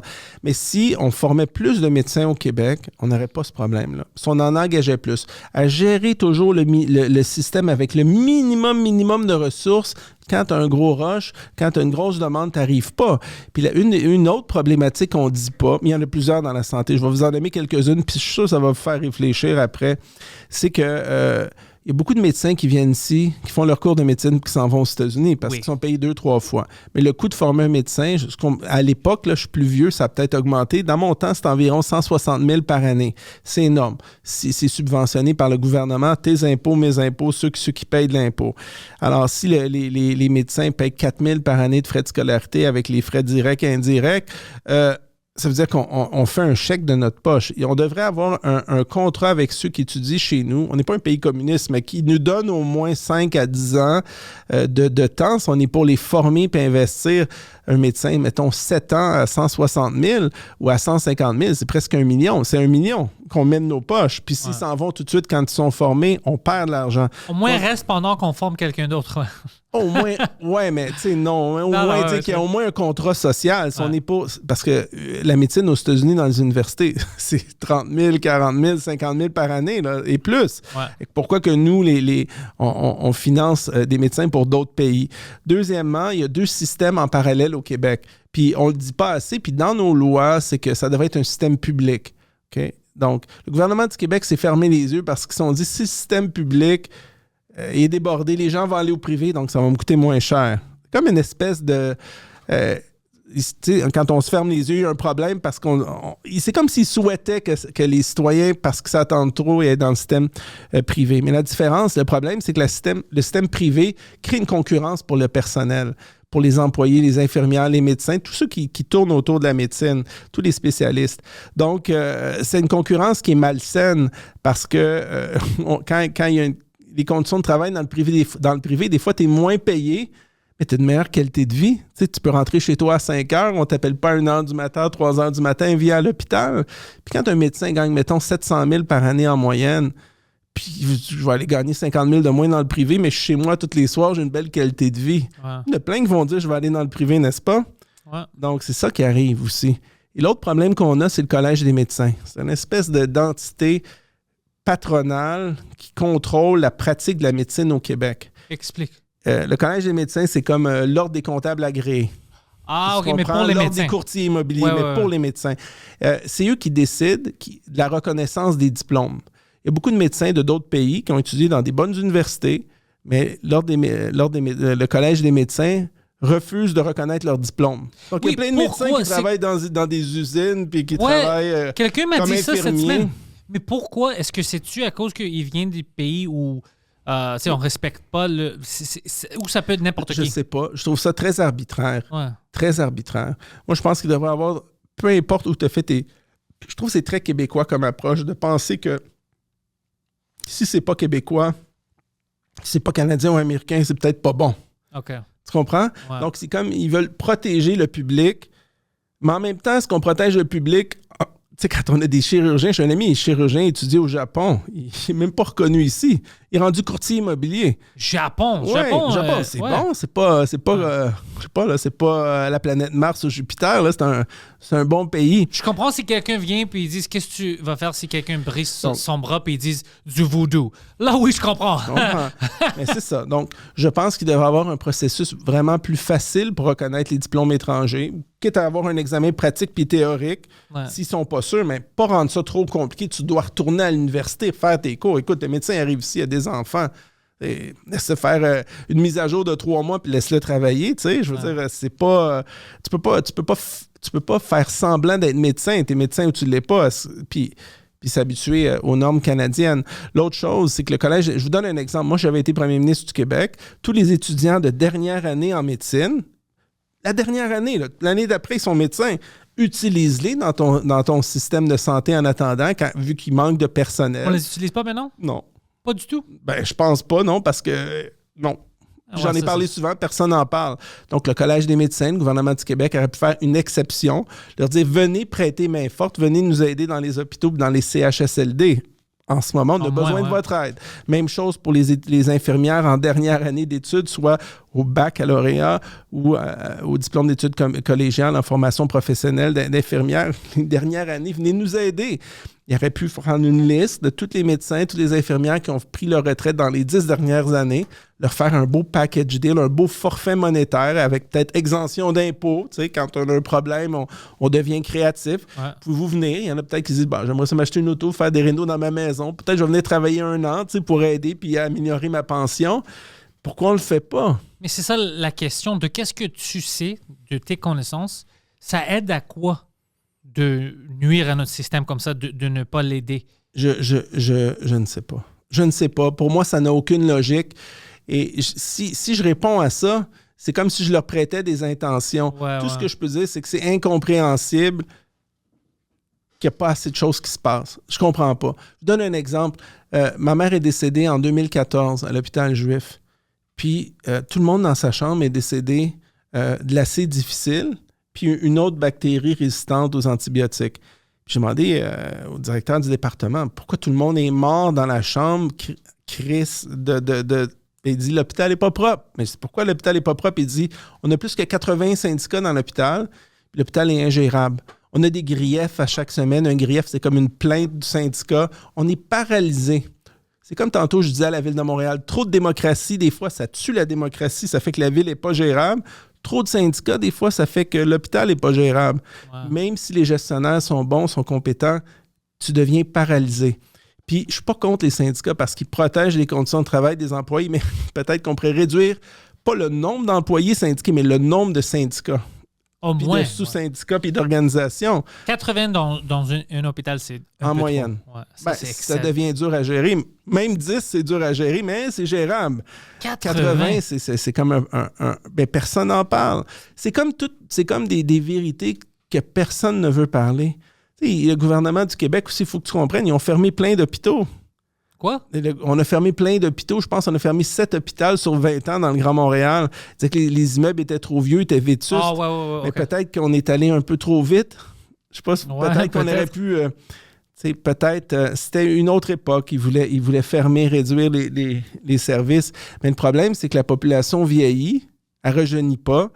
Puis, La population qui ont besoin de ces hôpitaux-là. Qui ont besoin augmente. des services, c'est ça, Ouais. mais on a de moins en moins de lits.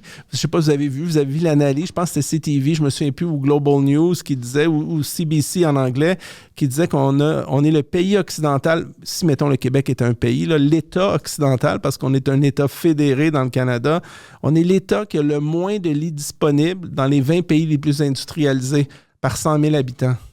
Ça l'a baissé de 300 % en 20 ans. Donc, on a plus de monde, on a moins de lits disponibles, on a moins de bâtiments, moins d'hôpitaux, puis les hôpitaux sont ingérables, puis on ne forme pas assez de médecins depuis des années. Mais tu as raison, on a une habitude de ne pas parler de ça. Mais si on ne parle pas de ça, on ne va jamais le gérer puis résoudre notre problème. Si on le cache puis on ferme nos yeux. Le problème, c'est que le Québec ne change pas. C'est comme si tous ceux qui veulent secouer la cage de l'immobilisme au Québec, on met un X dessus.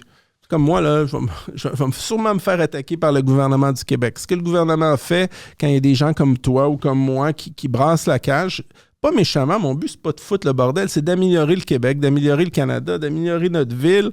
Puis, ils vont m'envoyer Revenu Québec, Revenu Canada. Ils vont appeler l'Ordre des courtiers immobiliers. Tu sais, c'est comme ça, là, c'est rendu une campagne de peur. T'es complotiste, t'es ci, t'es ça. Il y a moins en moins de liberté d'expression. Puis, le gouvernement, c'est sa manière d'attaquer le monde. Si t'attaques le gouvernement, il t'attaque. Il trouve une manière. Comment on peut l'attaquer? Il y a des business, il y a ci, on va y envoyer Revenu Québec, Revenu Canada. Parce qu'il y a plein de nominations d'amis aussi dans ces agences-là. Fait qu'on vit dans une société qui est de moins en moins démocratique. On ne peut plus s'exprimer autant librement qu'il y a 20 ou 30 ans. Puis on le voit, ça change rapidement, là, la censure même sur plusieurs médias sociaux. On se fait enlever même des nombres de vues, pas juste enlever nos vidéos. Moi, j'avais déjà posté sur LinkedIn une vidéo, j'avais 30 000 vues. Puis je l'ai vu baisser là, à 13 000. Tu sais, ils ne veulent pas l'influence. Ils ne veulent pas ton influence. Si t'es dérangeant, si tu vas un peu à l'encontre, ils te gardent, ils font tout pour te garder moins connu. Je déteste ça. Ouais, mais ça arrive, est-ce que c'est normal? Je veux t'en parler de ça parce que toi, tu avais acheté quoi? 3 studios de radio, c'est ça? 3... Oui, ce qui s'est passé, Station de on radio. sort d'un autre sujet, là, on s'en va dans ma vie privée, mais c'est public parce que c'est des licences du CRTC. Donc, en 2010-11, on avait appliqué pour 2 fréquences radio.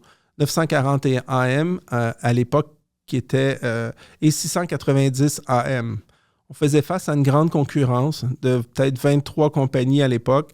Puis il y avait Bell qui était omnipuissant. Bell qui est le plus gros groupe de lobbyistes là, dans le domaine à Ottawa. Donc, ils sont très, très, très proches des commissaires du CRTC qui manquent d'imperméabilité parfois, en tout cas à l'époque. Puis finalement, on a gagné une fréquence sur 2. Et tout notre plan d'affaires était basé sur 2 stations de radio. Fait qu'on a obtenu 940. Donc, on s'est battu après pour obtenir une station de radio en anglais. Et Bell avait imposé que 940 indirectement soit en anglais, soit en français, alors que 940 aurait dû peut-être être en anglais parce que c'était l'ancienne fréquence de CBC qui était devenue après des stations de radio nouvelles continues. Fait que là, j'ai eu 2 associés là-dedans. Puis, on avait appliqué pour 850 AM. Et on l'avait obtenu, on avait fait un travail de fou, mais dans notre partenariat, c'est imparfait, puis en ce moment, c'est entre des mains d'avocats. Donc, ce que je peux vous dire, c'est que je ne suis pas du tout satisfait de mon partenariat, que j'ai l'impression que je suis menotté et que beaucoup de choses normales qui devraient être faites, je ne suis pas capable de les accomplir. Je ne suis même pas capable d'avoir un numéro de téléphone pour mes stations, ni un site Internet. Mes associés bloquent ça, des dépenses normales. Pourquoi? Il n'y a aucune station de radio. Moi, je ne sais pas pourquoi. C'est quoi le deal? Vous comprenez? Donc, j'ai mes avocats là-dedans. Je peux même pas avoir... on n'a même pas de... Écoutez, j'avais des cartes d'affaires. On m'a enlevé mon email. Donc, on n'a pas de téléphone pour les stations de radio. On n'a pas d'email. On n'a pas de site Internet. On devrait avoir des sondages numéristes parce que tous nos concurrents, quand tu vas faire la publicité, tu demandes aux gens... les clients, avant de mettre de la publicité dans ta compagnie, te demandent c'est quoi tes parts de marché? Ouais. What are your market shares? Puis, j'avais négocié un super bon deal avec Numéris. Les gens étaient incroyablement gentils chez Numéris. Puis, mon associé refuse la dépense. Donc, j'ai un problème interne. Tu les as trouvés où?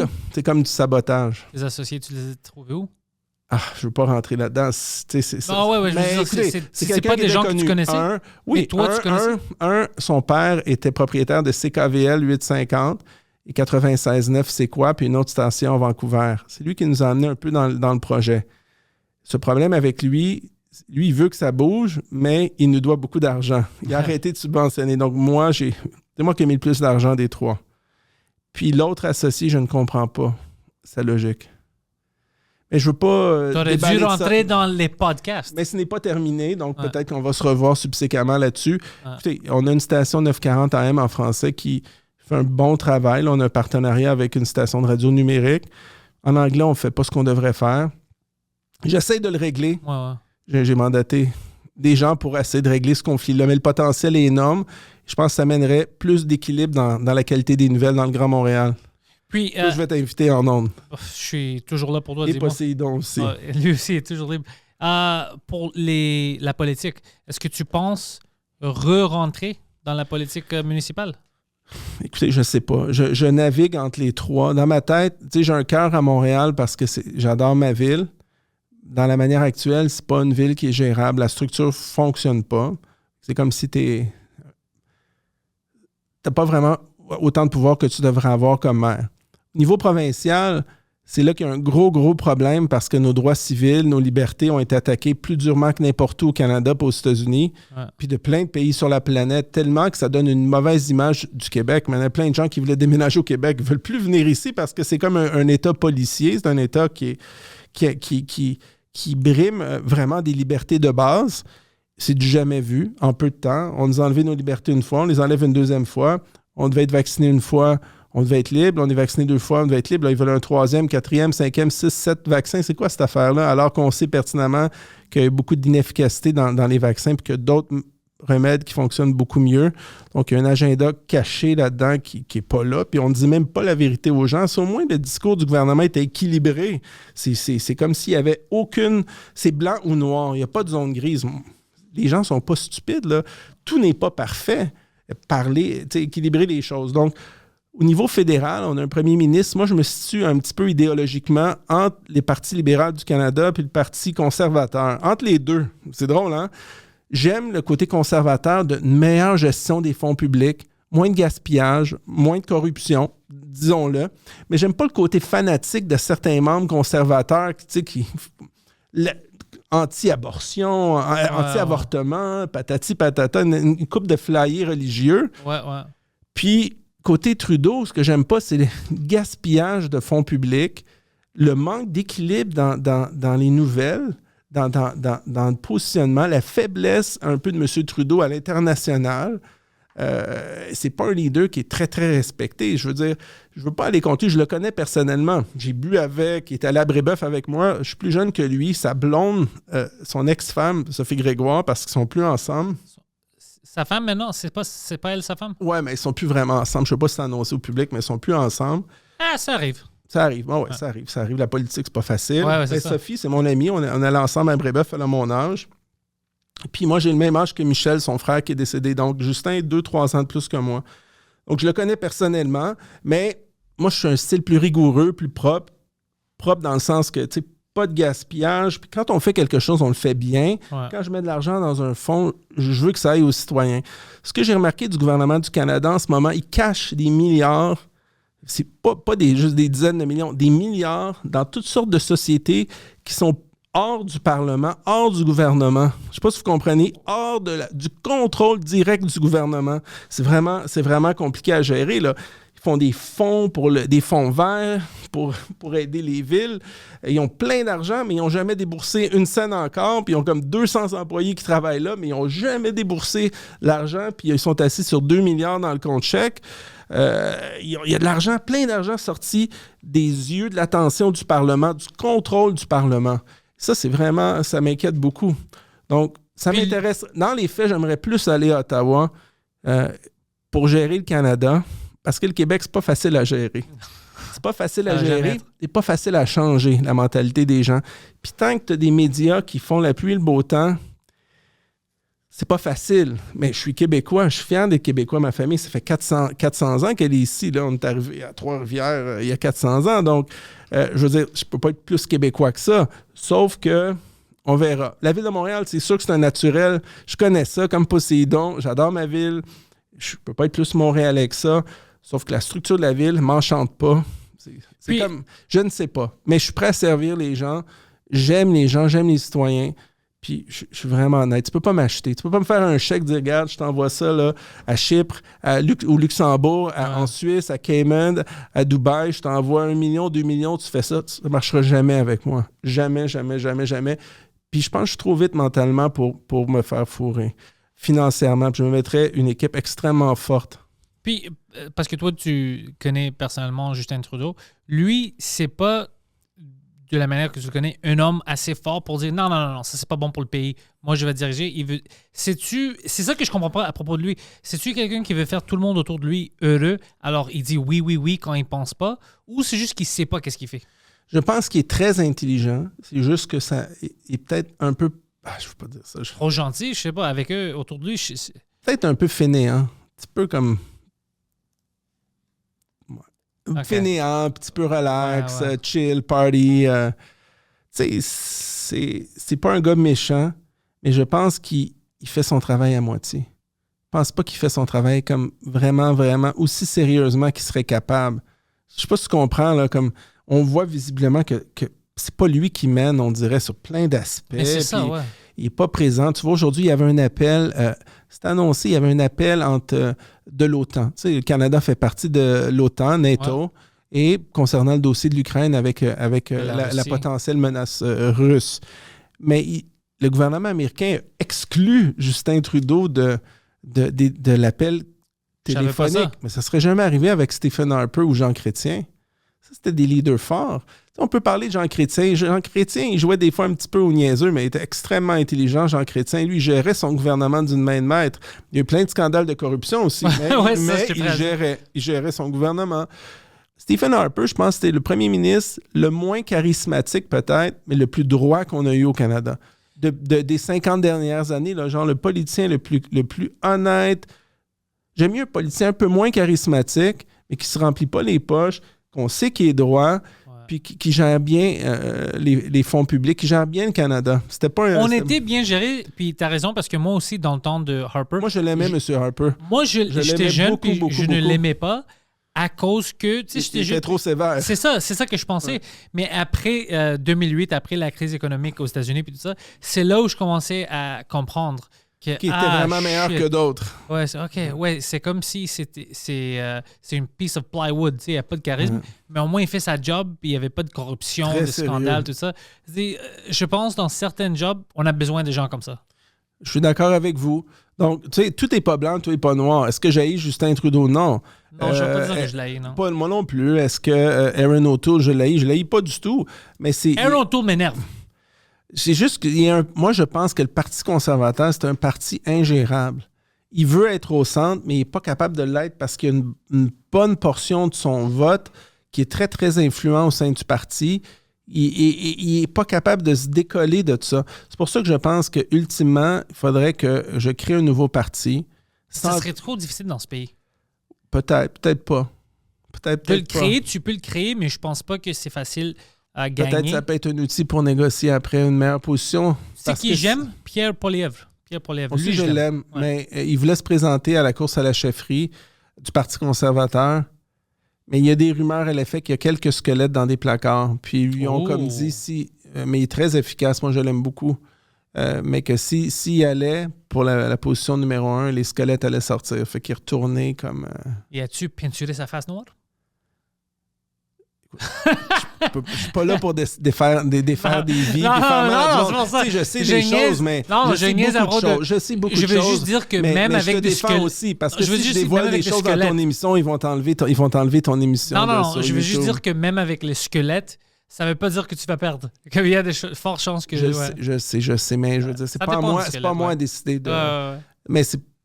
Qu'est-ce que tu veux que je te dise? Non, sa décision lui appartient. Il n'est pas allé. Il y a peut-être des raisons. Ouais. Moi, je pense que peut-être il va attendre parce qu'il savait que ça serait difficile cette fois-ci avec PCU puis avec tout ce qui se passe. Puis je pense que la prochaine élection, c'est lui qui va... Parce que Aaron O'Toole, fuck man. OK, oui, on a dit maintenant que tu n'as pas besoin toujours d'avoir du charisme, puis il n'y en a pas. Mais comme une personne, je ne l'aime pas. Comme il y a quelque chose qui me dérange. Il n'est pas assez fort... il a l'air vraiment pas honnête. sa manière de parler. Même, c'est le problème que j'ai Je avec pense qu'il est Justin. coincé. Mais Justin Trudeau, tu vois que ses discours, moi je le connais, ça fait que je le Fake. vois que ses discours sont appris. Là. Ouais. Il a répété, puis c'est comme un perroquet. Il va, Ouais. puis il dit son discours, mais il s'en va. Si tu me donnais Justin Trudeau dans un débat, je le démolis en tout respect. Je le démolis en Je sais 15 parce qu'il était minutes. invité plein de fois sur ce show-là, puis il veut pas le faire. Non, ben, amène-moi n'importe qui là, à la CAQ là, devant moi, je vais les défaire je te jure, là, 15 minutes, là, ils vont sortir d'ici, ils vont se sauver. Parce qu'ils sont pas habitués à des vraies questions. Non, ils sont pas habitués à des vrais débats. Là. Ouais. Non, parce qu'ils sont coincés dans leur discours. Ils sont coincés dans leur discours. Puis, quand tu dis pas toutes les vérités, ben, tu peux pas te défendre parce qu'il y a plein d'autres vérités qui savent. Et c'est ça que je comprends pas. Comme vous disiez tantôt, on le sait, mais ils font rien. L'autre problème que je trouve, et je ne sais pas si vous avez remarqué toute l'équipe ici, c'est que l'opposition au Parlement provincial est très, très faible. À Oui. Ottawa aussi. Ottawa aussi, on va y revenir. Mais au Québec, là, le Parti libéral du Québec me fait plus peur. Dominique Anglade, je crois que c'est une bonne personne. Je vois qu'elle a plein d'énergie. Elle veut, mais elle s'est enfermée avec toutes sortes de positions qu'elle aurait, moi, qui font que, pour le moment, tant qu'elle ne rectifie pas, elle est disqualifiée de Comme quoi? mon opinion. Elle a dit à plusieurs reprises que François Legault n'allait pas assez loin dans ses mesures de confinement. Ça, c'est extrême, ouais. Ouais, ben, si on était déjà le plus extrême en Amérique du Nord, ouais. puis elle a trouvé à maintes reprises que c'était pas assez, on n'allait pas assez loin. Elle veut faire quoi? Je sais pas qu'est-ce qu'elle voulait, là, mais à un moment donné, c'est grave. Moi, je veux pas voter pour quelqu'un qui est encore moins démocratique, encore plus sévère dans ses mesures que M. Legault. Ouais. Donc, si elle corrige pas ça, puis elle dit pas « mea culpa, je m'excuse, je me suis trompé », ça m'intéresse pas. Il reste deux partis qui sont... le Parti québécois aussi, il n'y a pas vraiment de chance avec son leader actuel, je crois. Je veux pas faire mal à personne, mais il est dans les sondages, il est pas mal dernier. Il y a les deux seuls partis qui ont dit qu'ils étaient contre le confinement forcé, le lockdown, là, comment on appelle ça, le curfew en français, j'ai un blanc de Couvre-feu. mémoire, le couvre-feu imposé. Les deux seuls partis qui ont dit qu'ils étaient contre, c'est Québec solidaire, qui est un parti honnête, je crois, puis Parti conservateur du Québec, qui est sur une montée. Donc, c'est sûr que moi, idéologiquement, je serais plus proche du Parti conservateur du Québec parce que c'est un peu plus... C'est plus libre que le Québec solidaire qui était un peu hésitant dans les mesures, mais quand même beaucoup plus démocratique que le Parti libéral du Québec. Moi, ce que je vais suggérer aux deux chefs, c'est qu'ils fassent une entente et qu'ils l'annoncent à la population. Tous les députés de Québec solidaire et du Parti conservateur du Québec qui seront élus annoncent déjà à l'avance aux citoyens qu'ils forment un gouvernement du Québec si jamais ils ont assez de députés, les deux ensemble, qui a un partenariat, juste pour déloger un parti non démocratique comme la Coalition Avenir Québec. Donc, je crois qu'il y a, pendant 4 ans, il y a assez de travail au Québec à faire sans se déchirer entre les uns et les autres. Je pense que ces deux partis-là, même si idéologiquement, on dirait qu'ils sont vraiment différents, des fois, les contraires s'attirent. Ouais. Et des fois, il suffit juste d'avoir des leaders ou des élus qui veulent vraiment un Québec plus droit, plus honnête, moins de corruption et qui ont la volonté de réparer un système de santé qui ne fonctionne pas, puis plein d'autres aspects du Québec qui ne fonctionnent pas. Donc, si je suis capable d'aider ces partis-là à s'entendre, peut-être qu'on a des chances de déloger François Legault. Sinon, en date d'aujourd'hui, M. Legault va rentrer parce que l'opposition elle est trop faible, elle est parsemée. Si on regarde à Ottawa, au Parlement du Canada, au Parlement fédéral, c'est sûr que le Parlement a très peu siégé comme à Québec. Donc, les partis d'opposition, on n'en a pas entendu parler. Donc, le Parti conservateur, ils ont une chance avec les camionneurs. On va voir s'ils sont capables de faire quelque chose. Il y a Maxime Bernier, je pense, qui est en hausse phénoménale parce qu'il y a beaucoup de gens comme toi, comme moi, qui sont un peu contre le fait qu'on nous enlève nos libertés civiles. Lui, je pense, son problème avec C'est le sa crédibilité. c'est la crédibilité, ouais, l'image. Je crois, moi aussi, que son image a été... Mais je le connais personnellement, il est très intelligent. Mais je ne dis pas qu'il est mauvais, mais l'image qu'il a, c'est vraiment difficile. Il est vraiment brûlé par les médias, par quelques niaiseries qu'il a faites. Mais je pense qu'il va quand même monter dans les sondages à cause qu'il y a beaucoup de mécontentement. Le parti NPD, écoutez, savez-vous que le chef, je vais vous dire un secret, Jagmeet Singh, c'est le seul, saviez-vous qu'il n'a même pas le droit de rentrer en Inde? Non? Non, il est banni de rentrer en Inde parce que le gouvernement de l'Inde le soupçonne d'avoir financé directement ou indirectement des mouvements terroristiques en Inde. Donc, c'est le seul leader canadien qui n'a pas le droit de rentrer en Inde. Il est banni de rentrer en Inde. C'est il est d'origine indienne. Moi, j'adore les Indiens. Alors, de ce jour-là, il est banni d'ici aussi. Il est banni d'ici aussi. Je veux pas quelqu'un qui attaque les Indiens. Le seul chef politique qui n'a pas le droit de rentrer en Inde. Ouais. Donc, canadien. Donc, mais moi, ce que je trouve, c'est que il y a quand même eu une idée que j'aime beaucoup de Jagmeet Singh, l'idée de décriminaliser les drogues. Pourquoi? Parce que moi, je suis avec ça. Quand on décriminalise les drogues, on enlève en partie un marché à la mafia, mais surtout, on ne met pas des gens en prison parce qu'ils sont accros à une drogue. C'est pas normal d'aller... Il y a des gens qui ont des hauts, des bas. Il y a des gens qui... Leur mère est morte, ils ont perdu leur emploi, la femme les a trompés, ou l'homme a trompé la femme. Tout le monde a des hauts, des bas dans une vie. Puis il y en a qui malheureusement, se réfugient dans la drogue. Ouais. Puis il y a des drogues dures. Puis des fois, les drogues dures, ils ont une accoutumance très, très forte. Moi, j'en ai jamais pris. Je suis chanceux. Mais mes demi-frères en ont déjà pris. Puis j'ai vu les effets pervers. Puis j'ai vu ça chez plein de gens quand j'étais conseiller municipal du Plateau. Et les gens qui ont une addiction, qui ont une dépendance très forte à une drogue ne devraient pas être criminalisés parce qu'ils ont un problème de santé mentale, physique, ou sont accros à ça, vous comprenez? Ouais. Donc, le système judiciaire on devrait décriminaliser ça. Puis, on devrait même, à la limite, trouver une manière de... Le but, c'est de limiter les marchés de la mafia aussi, parce que tout ce qu'on fait avec la mafia, c'est que si on leur donne un gros marché financier pécunier, avec ça vient de la violence, vient des prêts usuriers, vient Moi, j'aime la mafia. On a besoin de la violence des fois. Non, mais ce que je peux vous dire une chose aussi, c'est que à l'époque, il y avait un chef de la mafia italienne. Il n'y avait pas du monde qui tirait du fusil comme partout en ce moment à Montréal. Tu vois, on a besoin de l'ordre. Il y a une théorie qui veut que la CIA contrôle une grande partie des marchés de la drogue au monde. Il y a une autre théorie qui veut que souvent des leaders de la mafia italienne sont liés au service secret. C'est une théorie, moi je ne sais pas si c'est vrai. Ça peut arriver. Qu'il y a des relations. Écoutez, c'est des gens qui viennent apaiser la société. Il faut avoir une mesure de contrôle du monde interlope aussi. Là, il n'y a plus de leadership, puis c'est le bordel dans nos rues. L'autre réalité, c'est que les armes, c'est pas compliqué, on sait d'où ils viennent. Quand même que tu mets... je comprends les gens qui disent « Ah oui, il faut mettre des lois pour les fusils », mais c'est pas les chasseurs qui créent des problèmes. Le problème, c'est la libre circulation des armes entre la frontière américaine puis canadienne. C'est pas compliqué, tu traverses le fleuve, t'amènes des armes. On n'a pas assez de ressources pour faire le suivi, puis il y a des endroits où la police veut pas aller... entre le Canada et les États-Unis parce que les policiers ont peur de se faire tasser de là. Ils font une arrestation de fois de temps en temps juste pour montrer. Juste pour montrer qu'il y a de l'action, mais écoutez, la quantité d'armes qui rentrent, c'est énorme. Ça, je savais, ouais. J'ai une question pour toi, parce que tu parles de tout ça. Quelque chose ça m'énerve depuis des années. Moi puis toi, maintenant, si on décide de faire une game de poker ici avec l'argent, c'est illégal, ça. On peut pas jouer avec l'argent, right? Je sais même pas. C'est illégal. Je suis pas au poker, mais il faudrait vérifier. Je te dis que c'est illégal si on joue pour l'argent. Alors tu penses, OK, ouais, parce que... C'est drôle comment le gouvernement s'approprie tous les vices, hein? L'alcool... Mais c'est ça, eux, il y a le casino. Le casino, l'Auto-Québec, les machines à sous dans les bars.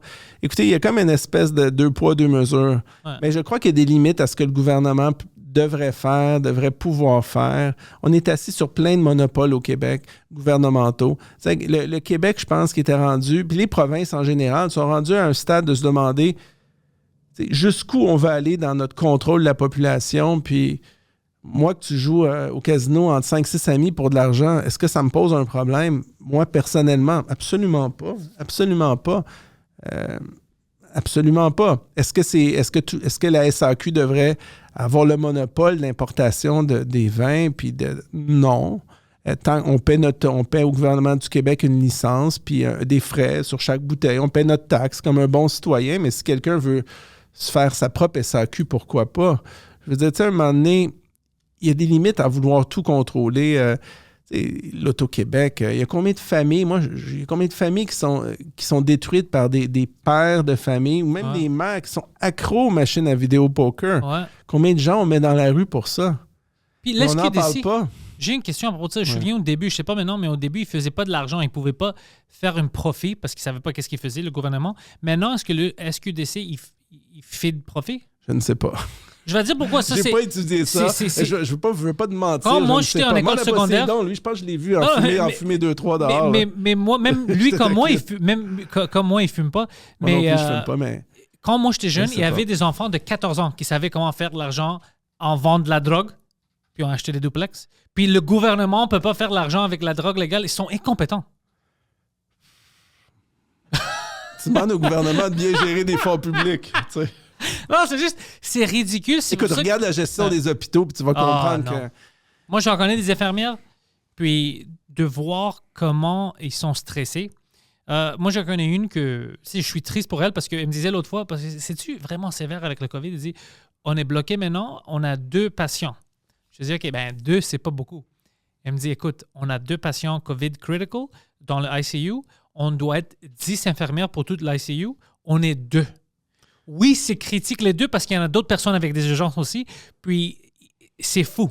Puis je dis, mais qu'est-ce que tu fais? J'ai rien, je peux pas partir. Quand je rentre au travail, s'ils me disent, tu as juste une autre infirmière, tu en as besoin de 10, tu ne peux pas juste partir. C'est illégal. Ça veut dire, je ne veux pas travailler aujourd'hui. C'est pas comme une autre job. Elle dit, c'est vraiment compliqué. Alors, tu cours partout, il n'y en a pas assez. C'est stressant, c'est déprimant. Puis eux, on les laisse. Tu vois, c'est ça que je déteste. Parce que ça fait des années qu'on on embauche, puis on en forme le minimum, puis on les garde pas. Puis on n'en forme pas assez. C'est facile de doubler les hôpitaux. Comme McGill, l'Université de Montréal, l'Université de Sherbrooke sont capables de former plus de médecins. Ouais. Ils ont tant d'argent. À un moment donné, ça coûte cher aussi. Mais il y a plein de choses qu'on peut faire pour aider la société. Je trouve que les gouvernements sont déconnectés d'aider les citoyens. Par exemple, si tu as un mauvais crédit, tu ne peux pas avoir une hypothèque aujourd'hui. Pourquoi? Les banques sont rendues tellement sévères. Fait que si tu n'es pas capable d'avoir une hypothèque, mais tu as des bons revenus, tout le monde peut avoir un problème avec son crédit. À un moment donné, ça arrive. Tu as perdu ton emploi, divorce, n'importe quoi peut arriver. Tu avais des immeubles, tes locataires commerciaux ne te payaient plus parce que François Legault a fermé les restaurants. Ouais. Là, tu fais quoi? Ton crédit est pas bon, mais tu as des enfants. Fait que tu passes d'un taux de 2 puis on t'envoie chez des Shylock entre 10 et 20 Le gouvernement devrait... Puis ça, c'est... provinciales ou fédérales peuvent le faire, c'est créer comme une assurance avec la SCHL ou créer une SCHL québécoise, une assurance, puis que les banques prêtent aux gens qui ont un mauvais crédit, mais qui ont quand même des bons revenus, une bonne mise de fonds, qu'on garantit les prêts hypothécaires aux banques, puis qu'ils puissent eux autres aussi emprunter à 2, 3, 4 sans envoyer des familles ou des gens, n'importe qui, dans des Shylock entre 10 et 20 Il y a plein de choses qu'on peut faire, comme les points de démérite. C'est dégueulasse. Le système des points de démérite ne tient pas compte des combien de kilomètres tu fais par année. C'est sûr qu'en théorie, on doit toujours conduire parfaitement, mais dans la vérité, personne ne conduit parfaitement. Va sur l'autoroute, la moyenne, c'est 110, 120, la limite, c'est 100. Déjà là, sur plein d'autoroutes, on pourrait monter ça à 130, 140, 150 à l'extérieur des grandes villes en période d'été. Let's go! Plein d'Europe, plein de pays le font partout sur la planète, mais nous, on est retardés, on reste à 100 km/h. Mais les Allemands, ils font ça, mais eux, ils ont fait beaucoup d'idées que je ne conseille pas pendant les années. Alors, ouais, c'est sûr. Mais il y a plein de choses qu'on peut faire. Fait que, tu te fais arrêter là, à 120 km/h, 125. Ouais. Fait que déjà, tu as une contravention. Tu es puni une fois. Là, tu as des points de démérite, tu es puni 2 fois. Ça vient après augmenter le coût de tes assurances. Tu es payé 3 fois. Puis, 4e fois que tu es puni, ça vient augmenter ton coût de permis de conduire. Tu payes 4 fois. C'est quoi ça? On joue la game des compagnies d'assurance automobile. Puis si tu as eu trop de demandes, parce que on me disait toujours ça quand j'étais élu, les gens viennent me voir, écoute, je me suis fait smasher ma porte, j'ai une crevaison, j'ai frappé un nid de poule, mon pare-brise brisé, ils ne veulent plus m'assurer. Bien, il faudrait qu'il y ait une assurance gouvernementale parce que ceux qui ne se font pas assurer parce qu'ils ont fait 2-3 réclamations, puis ça arrive des fois, nos routes sont tellement mauvaises dans le Grand Montréal qu'on ait une assurance privée, que la SAQ fasse l'autre côté de l'assurance. Ça fait juste la portion civile en cas d'accident de la route, mais elle devrait offrir aux citoyens qui ne sont pas capables de se faire assurer, qui doivent payer 10 000 par année au lieu de 2 000 pour leur auto. On devrait offrir des assurances pour protéger notre population, mais on ne le fait pas. Il y a plein de choses qu'on peut faire pour aider les gens. Les contraventions, ça devrait être pas plus que 20 $ à Montréal. On fait mal aux citoyens. Puis les arrondissements font mal en enlevant les places de stationnement. Ouais. Comme si en 2022, c'était possible, en mois de janvier à moins 25, d'aller porter les 5 enfants, tes 2 enfants à l'école en bicyclette. Ça marche pas. Ça marche pas d'enlever autant d'espace de stationnement. On n'est pas rendu là. Ça va trop vite. On ne tient pas compte de la capacité de payer des gens. Le gouvernement se ferme les yeux aussi sur les grandes banques canadiennes. Je vais chez Desjardins, pour ne pas le nommer. Tu retires 20 $ chez Desjardins. Si tu n'as pas de compte chez Desjardins, pour retirer un guichet, parce que dans plein de villages, ils ont juste Desjardins ou la Banque nationale. Ça arrive, hein? Pas juste à Montréal. Tu vas dans les villages au Québec, ils te chargent 4 $ pour un retrait ou guichet automatique sur 20 $. C'est 20 % de frais sur ton retrait en une journée. C'est pas criminel, ça? C'est criminel, exactement ce que j'allais dire. Le taux c'est un taux usurier. Il n'y a aucun contrôle du Parlement canadien qui se ferme les yeux sur les taux exagérés qu'on charge aux citoyens. Mais Harper ne voulait pas Le faire taux une criminel, loi. c'est 60%. Mais 20% en une journée, là, c'est débile. Mais Harper, je pense qu'il avait parlé de ça, mais rien. Ben, les gens, ils parlent, mais ils font rien. Moi, je vais moins parler si je me présente à Ottawa. Si je peux être chef d'un parti, là. Parce que c'est une autre chose d'aller en politique, d'être un député, mais tu es obligé d'écouter ton chef. Je suis pas un gars comme moi, tu sais, qui est parti des business, qui a fait 4 élections. Puis, tu sais, je suis obligé de devenir comme un mouton. Oui, dans mon comté, je peux aider, mais tu sais, à un moment donné, tu n'es pas toujours d'accord avec ton chef. Puis, c'est pas. Imagine que tu es en En plus, Ottawa. je fais tant par année, mais je vais aller faire ça, puis je suis obligé d'écouter, puis me tourner les pouces. Puis, tu sais, c'est pas le fun. C'est quoi Une minute, l'intérêt? Nicolas, une minute, je dois peinturer ma face. Ouais, ça. Non, mais je sais pas si tu comprends. Il y a comme, si on payait au moins déjà mieux les politiciens, ça aurait plus de bon sens. Tu penses? Je pense qu'on est extrêmement mal payé. Le premier ministre du Canada, je pense qu'il est payé genre 270 000 par année. C'est une joke, là. Il gère un des pays les plus riches au monde. S'il le gérait lui-même, j'aurais dit que oui. Mais écoute, tu peux pas avoir une fucking centaine de représentants à chaque deux rues. Au lieu d'avoir 300 personnes au Parlement, tu peux en avoir 100. OK. C'est un premier ministre qui est payé 1 million par année ou 2 millions. Peut-être qu'il y aurait bien moins d'argent qui s'en irait à l'étranger. Hein? Ça, c'est vrai. Des centaines de millions de notre argent qui s'en vont dans des fondations, Clinton, n'importe quoi. Tu sais, c'est comme le laboratoire en Chine. Il y a beaucoup d'hypocrisie. Je comprends pas que les journalistes de TVA, Radio-Canada en parlent pas. On va parler du fameux laboratoire de Wuhan en Chine. Mais c'est pas des vrais journalistes. T'as dit TVA puis Oh ouais, Radio-Canada. mais Radio-Canada non plus. Donc, c'est quoi le vrai journalisme? C'est toi puis moi. Parce que je pense que c'est rendu ça. C'est ça, puis Puis je Poséidon. déteste ça. Je veux pas être journaliste. Donc, le laboratoire de Wuhan. On va juste dire une couple de vérités que les gens ne disent pas ici, juste pour qu'on voit qu'on sait de quoi on parle. Donc, ce laboratoire-là, les gens, premièrement, on dit que c'est là qu'origine, c'est un laboratoire de virologie, où il étudie les virus, puis des virus très, très rares. Donc, le gouvernement du Canada a envoyé plusieurs millions de dollars depuis 7 ou 8 ans à ce laboratoire-là. C'est ça, oui. Ben, les journaux ne le disent pas beaucoup. On a envoyé plusieurs de nos virologues à ce laboratoire-là. C'était gouverné par le NIH de Fauci aux États-Unis. C'est lui qui avait mis les premiers contrats là-bas à cause que Obama puis Trump, les deux ont dit qu'on n'a pas le droit de faire le gain of function research pour faire que les virus deviennent plus dangereux, pour trouver une vaccin, tout ça. Ils ont dit non, ça c'est illégal, tu ne peux pas faire ça. Mais tu ne peux pas faire ça aux États-Unis. Canada a dit la même chose. Alors eux, qu'est-ce qu'ils ont dit? OK, c'est illégal de le faire, même si on est des Américains. On va le faire quelque part d'autre. Une idée qui est complètement ridicule. Il y a une raison pour laquelle ils t'ont dit non, parce que c'est trop dangereux. Puis qu'est-ce que tu fais, toi? Tu trouves un autre pays comme la Chine qui dit « Fuck, I don't care ». On s'entend que c'est pas l'allié du Canada, right? Pire que ça. Donc, c'est qui a conçu le laboratoire? C'est la France. C'est qui a financé le laboratoire? C'est la France. Si vous allez sur Internet, vous allez voir le premier ministre de la France qui est allé au lancement, à l'ouverture officielle, avec les ciseaux, ouvrir le laboratoire de Wuhan en Chine. Quand ce laboratoire-là, tu sais, la crise du coronavirus, est arrivé à un bon moment, un très bon moment. La Chine, à l'époque, avait de graves problèmes avec Hong Kong. Il y avait des manifestations chaque semaine à Hong Kong. Ouais. Puis la Chine avait vraiment peur qu'il y ait un effet qu'on dit en sciences politiques de spillover, que tout ce mouvement de grogne populaire-là arrive à mainland China, au territoire principal. Parallèlement à ça, en France, il y avait les plus grandes contestations jamais vues avec les Gilets jaunes. Ah ouais, je m'en souviens. En même temps. Parallèlement à ça, en Espagne, il y avait des gros problèmes avec le mouvement séparatiste. Ouais, je me souviens de ça. Catalan. Puis ensuite, il y avait un impeachment. On parlait d'impeacher Donald Trump. Ouais. Puis il y avait un mouvement séparatiste en Alberta très, très fort qui commençait. Ouais. Puis qui est toujours là. Si tu fais des sondages en Alberta, je pense que tu as 30% d'indépendantistes en Alberta maintenant, de souverainistes. Donc, il y a puis plein d'autres pays. Il y avait l'Union, il y avait UK avec le Brexit. Donc, c'était comme un moment parfait. C'est sorti, puis Hong Kong, ça s'est calmé. Les Gilets jaunes en France, ça s'est calmé. Tout le monde était confiné. L'Espagne, ça s'est calmé. UK, ça s'est calmé. Donc, ça l'a amené beaucoup de... Ça a été un moment opportun. Donc, le coronavirus a le dos large. Moi, ce qui me fait peur, c'est qu'on se sert du coronavirus pour attaquer nos libertés civiles. Ouais, moi aussi. Canada Public Health Agency, l'Agence publique de santé du Canada, a commandé une étude, a donné le OK, une étude pour intercepter la communication de nos cellulaires intelligents. Ah, ça, je sais, ouais.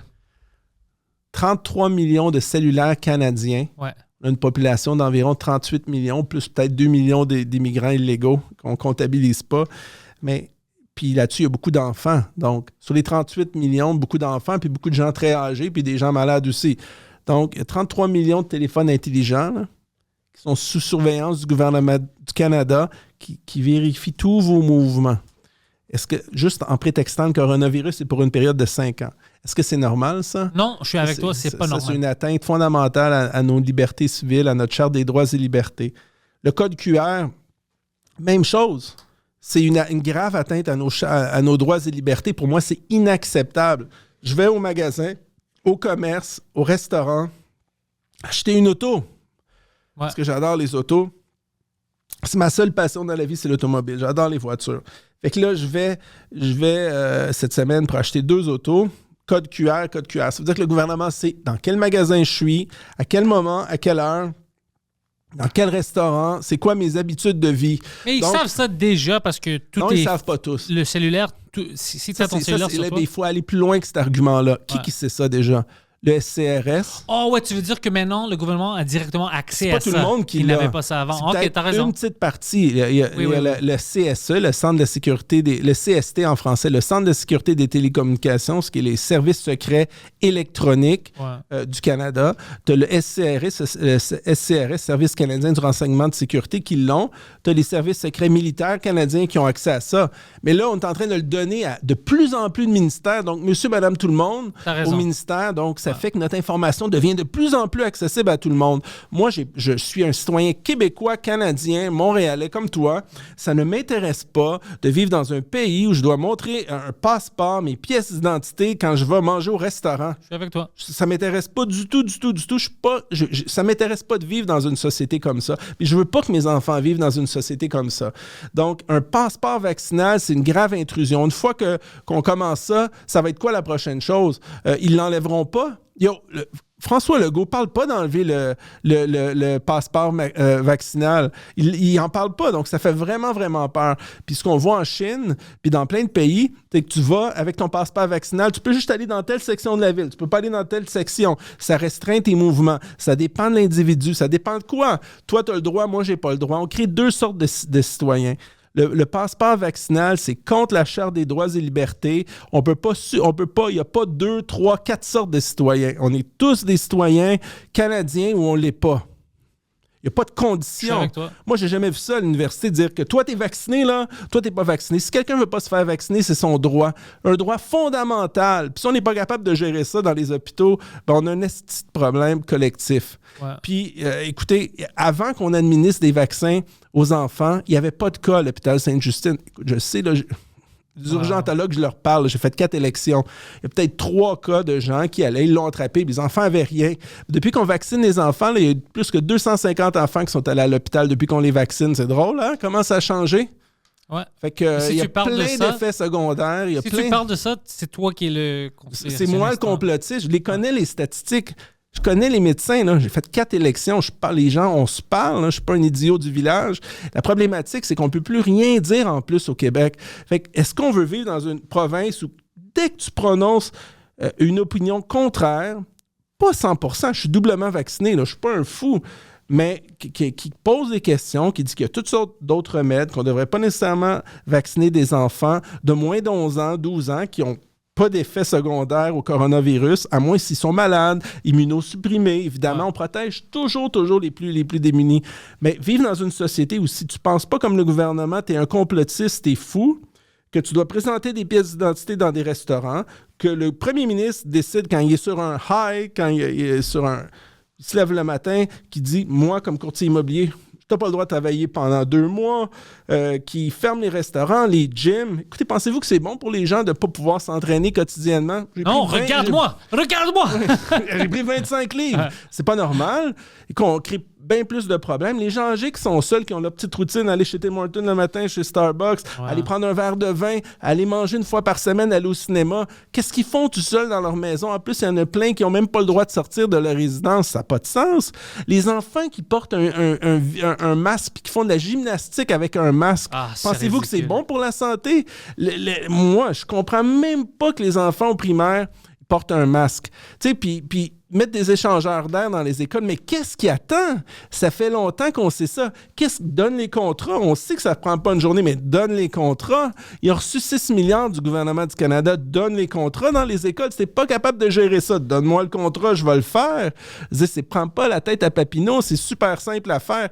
Qu'est-ce qu'ils font à Québec? Je comprends pas. Puis toi, là, t'es intelligent. Tout le monde sait que... je reviens avec les CHSLD. C'est une tragédie, le nombre de centaines de Québécois qui sont morts, alors que ça fait depuis le début, je disais, des réseaux sociaux, j'envoyais plein de messages à François Legault pour le gouvernement. Laissez les gens mobiles sortir. Des foyers de personnes âgées, laissez les gens mobiles qui sont capables de marcher, sortir des centres de personnes âgées, des CHSLD. Si un immeuble est contaminé, puis ils sont déjà plus âgés, moi, j'ai toujours dit qu'il faut protéger les plus vulnérables. Oui. T'as raison. T'as pas besoin de protéger les enfants d'11 ans ou moins 47 ans qui est quand même en pleine forme. Coronavirus ne peut rien me faire, là, à moins que j'ai des faiblesses. Donc, est-ce qu'on peut... Il n'y a comme pas de logique. C'est comme si on voulait des mauvaises nouvelles. Ouais. C'est grave. Si vous regardez la commission parlementaire sur mon Facebook américaine, vous allez voir que de nombreux médecins, on les a empêchés d'utiliser toutes sortes de médicaments qui savent qu'ils fonctionnent. Ouais, j'ai vu ça. Il y a plein de gens qui sont décédés parce qu'on a empêché les médecins de faire leur travail, puis on les a forcés à focusser seulement sur des vaccins. Les pays les plus riches au monde sont ceux qui ont utilisé les vaccins. Puis les pays les plus riches au monde sont ceux qui ont le plus haut taux de coronavirus. C'est grave. L'équation est facile, là, est devant les parlements. Plus que tu es vacciné, plus que tu as le coronavirus. L'équation, elle est là. Ça vient pas de Nicolas Tétrault. Étude israélienne, scientifique présentée au Congrès américain puis à l'Union européenne. Je peux pas l'inventer, là. C'est là. Mais le gouvernement du Québec n'en parle pas. Pourquoi quand on est premier ministre d'un pays, de tous les citoyens, on veut protéger nos citoyens. S'il y a 14 ou 16 drogues qui fonctionnent contre le coronavirus, on n'en choisit pas juste 2 pour appliquer ça à tout le monde. On protège nos citoyens. On ne met pas tous nos œufs dans le même panier. On a 14 ou 16 drogues, on utilise les 16 drogues. On voit qu'est-ce qui marche. On les subdivise, on voit ce qui marche. Il y a des drogues, ça fait 20, 30 ans qui sont là. On connaît les effets secondaires. De décider, comme l'État d'Israël, de se fermer les yeux puis de vacciner là, coast to coast 4-5 fois, là, on le voit que ça ne marche pas. 3-4 fois, ça ne marche pas du tout. Mais maintenant, les gens, il y a beaucoup de gens... gens... la plus stupide du monde. Mais il y en a plein de gens qui ont si peur de tout ça parce qu'ils regardent les nouvelles. Alors, eux, ils disent, non, j'en ai besoin de 5, je suis prêt à prendre 6, 7...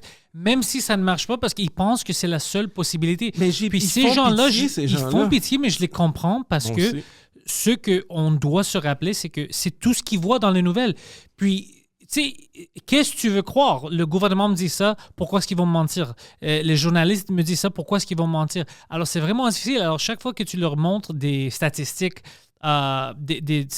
des scientifiques de partout, dans d'autres endroits, ou même des pays qui ont changé leurs lois, ils ne veulent rien entendre ça parce qu'ils ont peur. Écoutez, c'est drôle que vous dites ça parce que j'ai pris une note, puis c'est comme j'avais deviné que vous allez me poser ça. Ils ont dit ça au Congrès américain en commission parlementaire. Ils ont instauré, je le dis en anglais, puis vous allez m'aider à le traduire, « a state of fear to ensure compliance ». C'est un état de peur pour installer du compliance, pour s'assurer que les gens suivent les règles. Ouais. Ils ont même installé ça chez les médecins. Le fameux Collège des médecins, et comme l'Ordre des comptables agréés du Québec, comme l'Ordre des courtiers, attaque tout le monde, tous les ordres professionnels en ce moment. C'est comme s'il y avait limité en grand nombre la capacité d'expression, notre capacité d'aller à l'encontre du gouvernement provincial du Québec. Tous les ordres professionnels au Québec relèvent du Parlement provincial québécois, de l'Assemblée nationale. Donc, il y a beaucoup de comptables agréés qui sont blâmés, retirés, avoir des amendes parce qu'ils ont osé parler contre la vaccination. Ouais, j'ai vu ça. Alors qu'on sait qu'il y a 14 autres drogues qui fonctionnent extrêmement bien.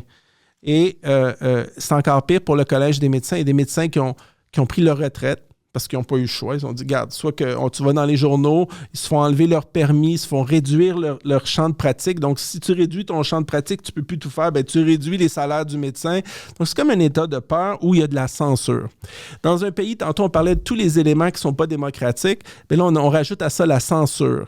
Puis le gouvernement qui impose une espèce de terrorisme intellectuel sur les ordres professionnels et sur des influenceurs québécois. C'est pas normal qu'on impose une science alors que toutes sortes d'autres données prouvent qu'il y a toutes sortes d'autres façons de guérir les citoyens.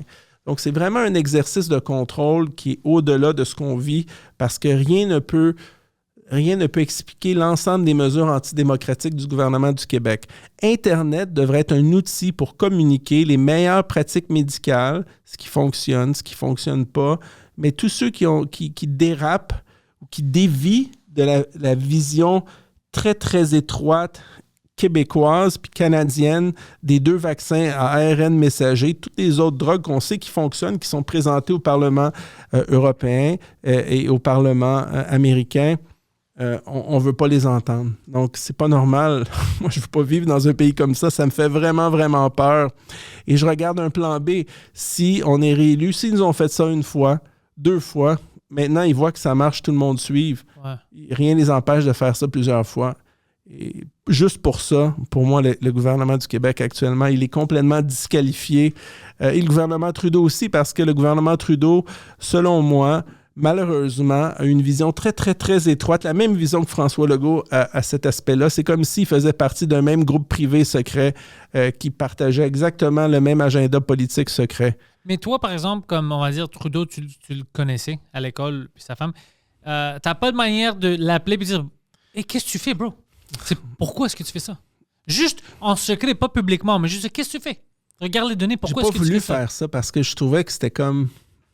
Et c'est une bonne question. Moi, j'aurais fait ça. C'est pas mon grand chum, mais je connais bien. Non, mais c'est juste, tu le connais assez pour dire qu'est-ce que tu fais, au moins regarde ça. C'est pas public, c'est juste entre moi et toi. Qu'est-ce que tu fais? Regarde ça. Je peux essayer de faire ça cette semaine. Pourquoi pas? Mais t'as là, rien à perdre. Là, il est dans son bunker. Là. Ouais. Mais je peux essayer de faire ça ou je peux essayer d'attendre. Comme j'ai la chance de me situer entre les 2 partis idéologiquement, donc je peux aussi attendre qu'il y ait une course au leadership et me présenter à Ottawa pour soit le Parti conservateur ou libéral. Pourquoi pas essayer? Je suis comme entre les deux. Là, je veux dire, il n'y a pas de grande différence entre les deux. Là. Non, je pense pas. Je pense pas parce que les agendas, à mon avis... Voilà un parti plus centriste. C'est ça que moi, j'aime. Moi, je trouve que moi, j'aimerais ça être plus au centre que le Parti libéral puis plus au centre que le Parti conservateur. Un vrai parti des citoyens qui défend les citoyens au centre. Juste fair, mais qui a à cœur les intérêts des citoyens. Tous les petits exemples que j'ai donnés tantôt, trouver des hypothèques aux gens, ça fait la différence du monde quand tu forces des familles à l'emprunter à 10, 12, 15 parce que tu as perdu ta job, parce que ton crédit n'est pas bon. Quand on te force, à cause des points de démérite, à assurer ton auto à 6, 8, ça coûte, je peux te montrer, 6, 7, 8 000 des fois assurer une auto de 25 000. C'est comme un il y a comme pas de compétition. On ne défend plus nos citoyens quand on paie 4 $ de frais bancaires sur un retrait de 20 $ dans une institution financière ou 3 $ sur un retrait de 20 $. Il y a comme plus de protection, de mécanisme de protection. C'est comme si les gouvernements ont dit on se ferme les yeux puis c'est correct. Quand on paie 70, 80 $ pour une contravention de stationnement à Montréal, c'est pas protéger son citoyen. Ça n'a aucun sens. C'est inadmissible, c'est inacceptable. Je suis avec toi. Même les tarifs de téléphone cellulaire, on est les plus chers au monde. Oui, parce qu'on n'a pas laissé Verizon rentrer quand ils voulaient, parce que Bell pas de concurrence. Ils ont allé au CRTC puis au gouvernement, puis ils ont demandé non, laisse-les pas rentrer. C'est fou. On est juste 5 fois plus cher qu'aux États-Unis. Ouais. Puis nous, on accepte ça. On pense que c'est la vie normale. Oui. Non, je suis avec toi. Puis le monde, il peut te suivre où? Je vais mettre tous tes liens dans la description, mais toi, tu préfères où? C'est où que tu es vraiment actif? Écoute, je ne sais pas. J'ai mandaté mes avocats d'incorporer deux nouveaux partis politiques, un provincial puis un fédéral, pour que les gens puissent me rejoindre. Puis on va voir qu'est-ce qu'on va faire. On est pas mal serré pour l'élection provinciale qui vient. On va voir, mais je veux dire, je vais vous revenir avec ça. J'ai réservé le nom de domaine nicolatetro.com, mais pour le moment, vous pouvez me trouver sur Instagram, Facebook, LinkedIn. Écoutez, faites Google, mon téléphone est là, je peux pas. Mais je suis facile à rejoindre. Je vais prendre tes liens, puis ils vont être même mon cellulaire est public, fait que parce que je suis courtier immobilier, vous pouvez m'appeler. Fais pas ça. Non, mais je suis courtier immobilier, vous pouvez m'appeler. De toute façon, qu'est-ce que tu veux que je fasse? Ouais, Je veux non, dire, t'as raison, ouais, il va t'appeler. pas- Non, je suis mais pas, je suis pas quelqu'un de méchant. Je veux dire, je cherche pas la guerre avec. Je veux juste faire le ménage. je vois que tu veux faire une différence, ouais. Alors, Nicolas, merci d'être venu. Ça me fait plaisir. Merci beaucoup de m'avoir invité. Gravity, no alibi. It's only me, myself, and I. Memories I capture, time's gone by.